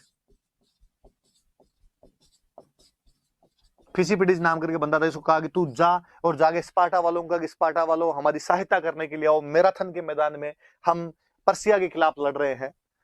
कहते हैं बरसात का समय था, घोड़े चल नहीं सकते थे, इसलिए फिसिपिडीज दौड़ के जाता है, दौड़ लगाता है। और कहते हैं कि उसने 48 घंटों के अंदर कम से कम को 150 मील की यात्रा तय कर दी थी, इतना तेज वो दौड़ के गया था। और वो वहां पे पहुंचा और उसने जाके स्पार्टा वालों को कहा कि स्पार्टन्स, मैराथन के मैदान में हमारा युद्ध चल रहा है, आप हमारा साथ देने के लिए आओ। लेकिन हालांकि स्पार्टन्स नहीं गए साथ देने के लिए, उन्होंने मना कर दिया। एथेंस अकेला लड़ा, अपनी छोटी सी टुकड़ी के दम पर डेरियस की एक बड़ी सेना को हरा देता है। मिल्टिडियाज सेनापति हुआ करता था इनका। मिल्टिडियाज लड़ा था इधर से और उन्होंने डेरियस को हरा कर यहां से भगा दिया था वापस। जेम्स टोड कहता है जिस प्रकार एथेंस की एक छोटी सी टुकड़ी ने उस मैराथन के मैदान में एक बाहुबली सम्राट डेरियस की सेना को वापस भगा दिया था, कुछ उसी प्रकार प्रताप की एक बहुत छोटी सी टुकड़ी ने दिवेर के उस मैदान के अंदर सुल्तान खान की एक बड़ी सेना को हरा दिया था, मुगल बादशाह अकबर की एक बड़ी सेना को हरा दिया था। वो कहता दिवेर मेवाड़ का मैराथन है। फिसिपिडीज दौड़ के गया था, मैराथन के युद्ध में बुलाने के लिए गया था, लंबी दूरी तय की थी मैराथन के युद्ध में एथेंस स्पार्टा वालों को बुलाने के लिए। इसलिए आज भी हम लंबी दौड़ जितनी भी होती है उन सबको हम मैराथन की दौड़ कहते हैं। कहते हैं डेरियस की इस हार का बदला लेने के लिए इसके ठीक 10 साल बाद 480 बीसी में उसके बेटे जरक्सीज ने वापस हमला किया। इस बार थर्मोपोली वाली जगह पे लड़ाई हुई। थर्मोपोली भी वहां पर एक जगह का नाम है, वहां पर लड़ाई हुई। इस बार एथेंस और स्पार्टा मिलकर लड़े थे। जरक्सीज की बहुत बड़ी सेना थी और इस बार जो सेनापति था वो स्पार्टा वालों की तरफ से एक सेनापति गया था, लियोनिडास। लियोनिडास नाम का एक सेनापति गया था। और कहते हैं सेना हालांकि वैसे 10,000 की थी, पर स्पार्टन्स उसमें 300 ही थे। और ये 300 स्पार्टन्स क्या जीत जान से लड़े होंगे। यदि आपने हॉलीवुड की मूवी 300 देखी है तो और आप ढंग से देखोगे। ये जीत जान मतलब प्राणों की अंतिम बाजी लगा दी थी अपने देश को बचाने के लिए। जेम्स टोड कहता है जिस प्रकार उस थर्मोपोली के मैदान के अंदर मात्र कुछ थोड़े से लोगों ने अपने देश को बचाने के लिए जी जान लगा दिया था, उसी प्रकार हल्दी घाटी के मैदान में उन मेवाड़ के योद्धाओं ने अकबर जैसे एक बड़े सम्राट की सेना को हराने के लिए अपना सर्वस्व त्याग कर दिया था। इसलिए वो कहता है हल्दी घाटी मेवाड़ की थर्मोपोली है, वो कहता है दिवेर मेवाड़ का मैराथन। तो ये बात याद रख लेना भाई। तो आप 300 मूवी देखोगे तो उसके अंदर आप चीजें और देख लोगे, तो आपको कि ये थर्मोपोली और इनको ये क्यों कहा जाता है, तो उसके पीछे रीजन ये। अपने किसी राजस्थानी कवि का एक अच्छा सा दुआ है कि दोहरा घाट्या ताल रो आंटी लो इतिहास, गांव गांव थर्मोपोली घर घर लियोनिडास। कि हमारे राजस्थान का तो इतिहास ही अजीब है। जेम्स टोड कह के गया था कि यहाँ के गांव गांव में थर्मोपोलियां हैं, घर घर में लियोनिडास हुए हैं। उसने कहा हमारे तो एक थर्मोपोली और एक लियोनिडास है, इनके हर गांव में थर्मोपोली जैसे युद्ध में, हर घर में लियोनिडास जैसे डाकी पैदा हो गए। कितनी तारीफें की उसने। एक बाहर का आदमी इतनी बातें बता के गया, लगा होगा उसको कुछ तभी बता के गया वो इन चीजों को। तो ये बातें याद रख लेना, लिखना मत भले, पर दिमाग में रहनी चाहिए अपने, कोई पूछ ले अपने से। और आगे बढ़ते हैं। देखो आगे देखो, कहते हैं अकबर ने फिर ट्राई की इस बार वापस 1585 में मान सिंह के अंकल हुआ करते थे जगन्नाथ कछवाहा, जगन्नाथ कछवाहा को अटैक करने के लिए भेजा कि जगन्नाथ तुम जाओ और तुम अटैक करके आओ, लेकिन जगन्नाथ कछवाहा को भी सफलता नहीं मिली, ये भी वापस चला गया था। और फिर आपने तो वापस जाते थे, भीलवाड़ा में डेथ ही हो गई थी मांडल के अंदर, तो वहां मांडल में छतरी और बनी हुई जगन्नाथ कछवाहा की, तो 1585 में अटैक हुआ था। याद रखने वाली बात यह है कि ये अंतिम आक्रमण है अकबर की तरफ से, इसके बाद में कोई अटैक नहीं हुआ। तो पूछे अकबर की तरफ से प्रताप पर अंतिम सेनापति कौन आया था, तो अंतिम सेनापति जो आए थे वो थे जगन्नाथ कछवाहा, अंतिम सेनापति के रूप में आए थे यहाँ पे। 1585 में आक्रमण किया था, लेकिन उनको भी सफलता नहीं मिली थी। हालांकि इस बार प्रताप को गुस्सा है, और प्रताप ने कहा यार ये कछवाहे क्या मांगते हैं, कभी मान सिंह आ जाता है, कभी भगवान दास लड़ने के लिए आ जाता है, कभी माधो सिंह आ जाता है, कभी जगन्नाथ आ जाता है। और प्रताप ने इस बार आमेर के इलाके पर कब्जा कर दिया था, और आमेर का एक सबसे व्यापारिक केंद्र, जो मुख्य व्यापारिक केंद्र था, मालपुरा था। कहते हैं प्रताप ने मालपुरा पर आक्रमण किया था और यहाँ पे कब्जा कर लिया था, मालपुरा पर अधिकार कर लेता है। तो ये बदला लिया था उसने कछवाहों से। इसके बाद अकबर ने, प्रताप की डेथ 97 में हुई है, तब तक 12 साल तक अगले वापस कोई उसने अटैक नहीं किए थे। तो ये थोड़ा सा याद रख लेना। आगे बढ़ते हैं, देखो और क्या है आगे लिखा प्रताप के निर्माण कार्य। दो बातें देखो मैं अभी बताई, जो एक तो जब उसने माल निर्माण कार्य मतलब उसने क्या क्या करवाए थे, काम क्या क्या करवाए थे। एक तो जब उसने मालपुरा पर कब्जा किया था, तो मालपुरा के अंदर एक पौंड बनवाया था, झालरा, एक तालाब बनवा लिया था, झालरा तालाब। और यहां पर शिव जी के भक्त थे, तो यहां पे महादेव जी का मंदिर बनवाया था, नीलकंठ महादेव, नीलकंठ महादेव का मंदिर बनवाया था। ये तो मालपुरा में थी करवाए। फिर जब प्रताप पर अटैक होने बंद हो गए थे, तो प्रताप बाहर निकल के आया था, और बाहर निकल के आगे उसने अपनी एक नई राजधानी स्थापित की थी, चावंड। उदयपुर के अंदर चावंड नाम की जगह, यहाँ पर नई राजधानी स्थापित की। यहाँ पे खूब सारे निर्माण कार्य करवाए। यहाँ उसने एक चामुंडा माता का मंदिर बनवाया, यहाँ उसने महल बनवाए, पैलेस बनवाए, बावड़ियां बनवाई, खूब सारे निर्माण कार्य वगैरह करवाए थे उसने चावंड के अंदर। तो ये प्रताप के निर्माण कार्य। फिर चावंड में सबसे याद रखने वाली बात कि ये चावंड से आर्ट की बात आई, तो मैं एक और बताऊं, यहां से मेवाड़ की पेंटिंग शुरू होती है। हालांकि पहले से पेंटिंग हो रही थी, लेकिन फिर भी जो मेवाड़ पेंटिंग का जो इंडिपेंडेंट फॉर्म यदि कहीं से डेवलप होता है, तो वो चावंड से होता है, प्रताप के टाइम में होता है। और वो जगह कौन सी है, तो वो चावंड है। और जो मुख्य चित्रकार था उसका नाम था नसीरुद्दीन। देखो क्या षड्यंत्र है कि प्रताप का नाम आते अपने दिमाग में केवल उसकी एक छवि आती है, वॉरियर्स, लड़ने वाला राजा, क्योंकि पढ़ाए वो गया। दूसरी चीज इसलिए नहीं पढ़ाई गई क्योंकि यदि ये बताते कि प्रताप ने आर्ट एंड कल्चर का डेवलपमेंट भी किया गया था, तो हम पूछते कि कौन सी, तो जैसा पेंटिंग, तो एक तो उसका एक अलग आयाम खुलता है, एक अलग डायमेंशन अपने को पता चलता है कि साहब वो एक कल्चर को प्यार करने वाला बंदा भी था। फिर दूसरी बड़ी बात, फिर पूछते यार पेंटर कौन थे, तो कहते पेंटर तो नसीरुद्दीन था। झक मरा के लिखना पड़ता कि सेकुलर राजा था। उनको वो सेकुलरिज्म एक साइड में दर्शाना इसलिए खाई गए। बाकी नासिरुद्दीन जैसा चित्रकार उसके दरबार के अंदर हुआ करता था, ये भी अपने आप में गौर करने वाली बात है, ध्यान देने वाली बात। याद रखना कि प्रताप का चित्रकार कौन था, नासिरुद्दीन था। कहां से चित्रकला की शुरुआत की थी, चावंड से। और चावंड में उसने चामुंडा माता का मंदिर बनवाया था, महल बनवाए थे, बावड़ियां बनवाई थी। मालपुरा के अंदर उसने झालरा पौंड तालाब बनवाया था, और एक नीलकंठ महादेव का टेम्पल बनवाया था। और पढ़ते हैं देखो, और जब कहते हैं प्रताप या उसने शांति काल के अंदर ही बिताए थे, अपने 12 साल शांति काल के अंदर ही बिताए थे। मतलब इवन वो कितना महान राजा रहा होगा। कहते हैं कि उसने वे सैनिक जो शहीद हो गए थे, उनके परिवार वालों के पुनर्वास की व्यवस्था की थी। जो आज जो आप पढ़ते हो ना कि शहीदों के परिवारों को प्लॉट मिला, शहीद के परिवार को पेट्रोल पंप मिला, ये उस टाइम प्रताप कर रहा था। ये सब बातें वीर गति में जितने प्राप्त हुए उनके बच्चों का मैं ध्यान रखूंगा। तब जाके जनता जुड़ती है साथ में, तब जाके जनता को लगता है कि नहीं, हमारा राजा हमारे लिए लड़ रहा है, हम इसका पूरा पूरा साथ देंगे। तब ये सब चीजें आती है। और पढ़ते हैं देखो आगे, तो याद रखना कभी आंसर के अंदर लिखना कि उसने शहीदों के परिवारों के लिए क्या क्या व्यवस्था कर दी थी।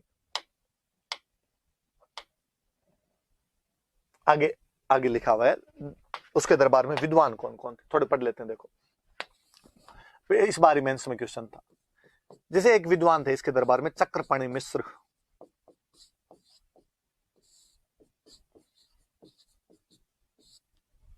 चक्रपाणि मिश्र नाम के एक विद्वान हुए थे।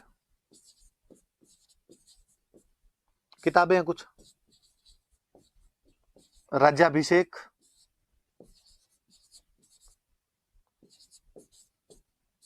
मुहूर्तमाला और विश्व वल्लभ।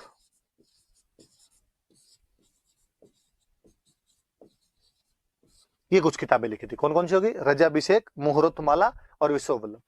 राज्याभिषेक नाम से पता चलता है, राजतिलक कैसे किए जाते हैं उनके बारे में। मुहूर्तमाला ज्योतिष एस्ट्रोलॉजी जो होती है उसकी जानकारी देती है। याद रखने वाली ये विश्व वल्लभ, इस बार मेंस में क्वेश्चन था। ये बगीचों की जानकारी देने वाली किताब है। हॉर्टिकल्चर, उद्यान विज्ञान, हॉर्टिकल्चर की जानकारी जिस बुक से मिलती है विश्व वल्लभ है।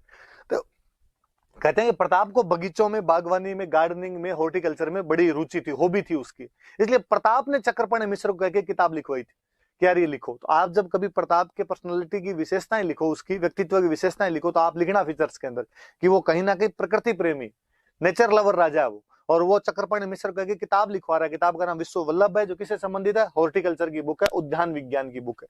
तो चक्रपाणि मिश्र हुए। तो इस बार मेंस में पूछा था, इसलिए मुझे याद आ गया। फिर एक राइटर है हेमरत्न सूरी,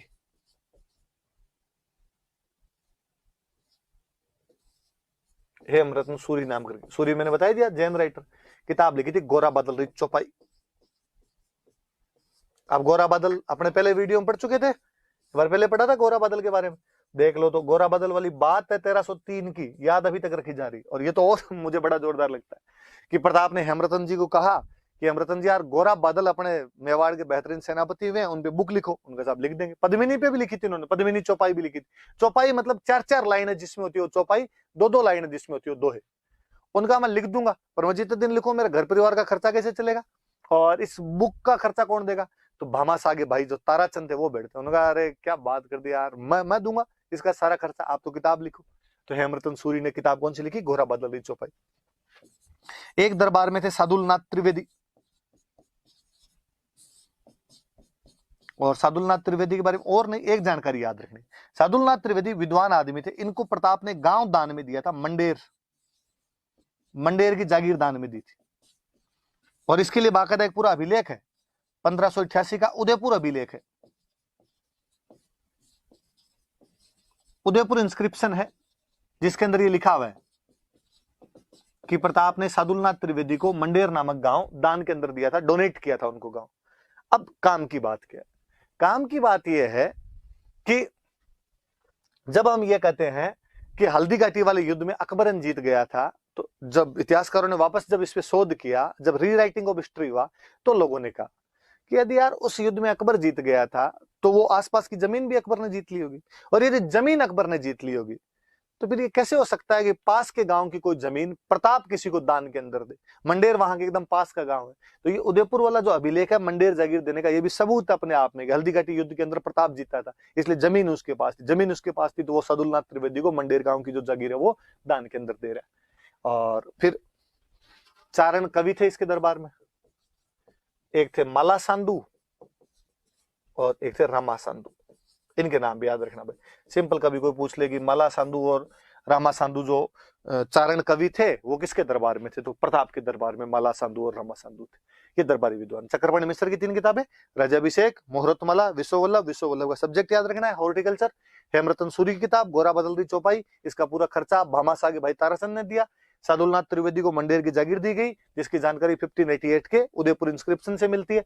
और दो चारण कवि है, चारण पोइट है, एक का नाम है माला सांदू, एक का नाम है रामा सांदू। फिर तो एक लास्ट बात बची अपने कि प्रताप की मृत्यु, तो कहते हैं 19 जनवरी 1997 को प्रताप की मृत्यु हुई थी, 1597 को, सॉरी, वही चावंड में।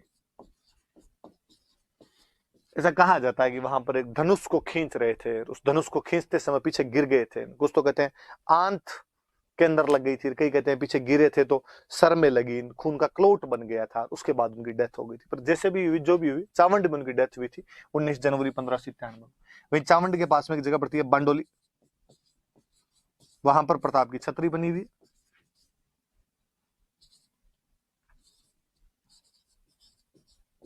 वहां पर प्रताप की छतरी, 8 पिलर्स, 8 खंबे हैं उस छतरी में। इतिहासकार कहते हैं कि प्रताप ने अपनी मृत्यु से पहले मेवाड़ के वो इलाके जो अकबर ने कब्जे कर लिए थे वापस छीन लिए थे। केवल 2 किले नहीं ले पाया था वो, ये तो चित्तौड़ का किला वापस नहीं जीत पाए थे, एक मांडलगढ़ वाला किला वापस नहीं जीत पाए थे। इन दो को छोड़ के संपूर्ण मेवाड़ उसने वापस जीत लिया था। तो ये दो याद रखना कि कौन से दो किले वापस नहीं ले पाए थे, चित्तौड़ और मांडलगढ़। कहते हैं अकबर के दरबार में कवि हुआ करते थे दुर्सा आढ़ा, आगे और पढ़ेंगे हम दुर्सा आढ़ा के बारे में। और जब अकबर के पास में मैसेज पहुंचा कि साहब राणा प्रताप की डेथ हो गई है, तो अकबर का मुंह उतर गया ऐसे। लोगों का ये कैसे हुआ? और जो अकबर को तो खुश होना चाहिए कि उसका एक दुश्मन मरा है, लेकिन इसका तो मुंह ही उतर गया अपने आप के अंदर। तो दुर्सा आढ़ा थे, उन्होंने एक दोहा बोला था उस टाइम कि गहलो तो राण जीत गयो, दसन मूंद रसना डसी, निसास मूक भरिया नयन, तो मृत सा प्रताप सिंह। कि है गहलोत राजा प्रताप सिंह, आज तुम जीत गए। आज तुम्हारी मृत्यु का समाचार सुनकर तुम्हारे शत्रु अकबर की भी आंखें भर आई थी, उसकी श्वास ऊपर चढ़ गई थी, आश्चर्य से उसकी जीभ उसके दांतों के बीच में आकर कट गई थी। और दुर्सा आढ़ा खूब तारीफें करते हैं प्रताप की। इनकी आगे और जो किताबें मैं आगे और पढ़ूंगा, ये सब प्रताप की बातें थी। आप घर पे ट्राई करना कि आप मेंस में कभी क्वेश्चन आ जाए कि features of personality of Pratap लिखे जाए, प्रताप के व्यक्तित्व की विशेषताएं लिखी जाए, तो आप कौन कौन सा पॉइंट लिख सकते हो वो आप पॉइंट लिखने की कोशिश करना। कल अपने और डिस्कस करेंगे इस पे। इंपॉर्टेंट रह जाए, पूछ सकता है प्री मेंस इंटरव्यू किसी के अंदर भी। धन्यवाद।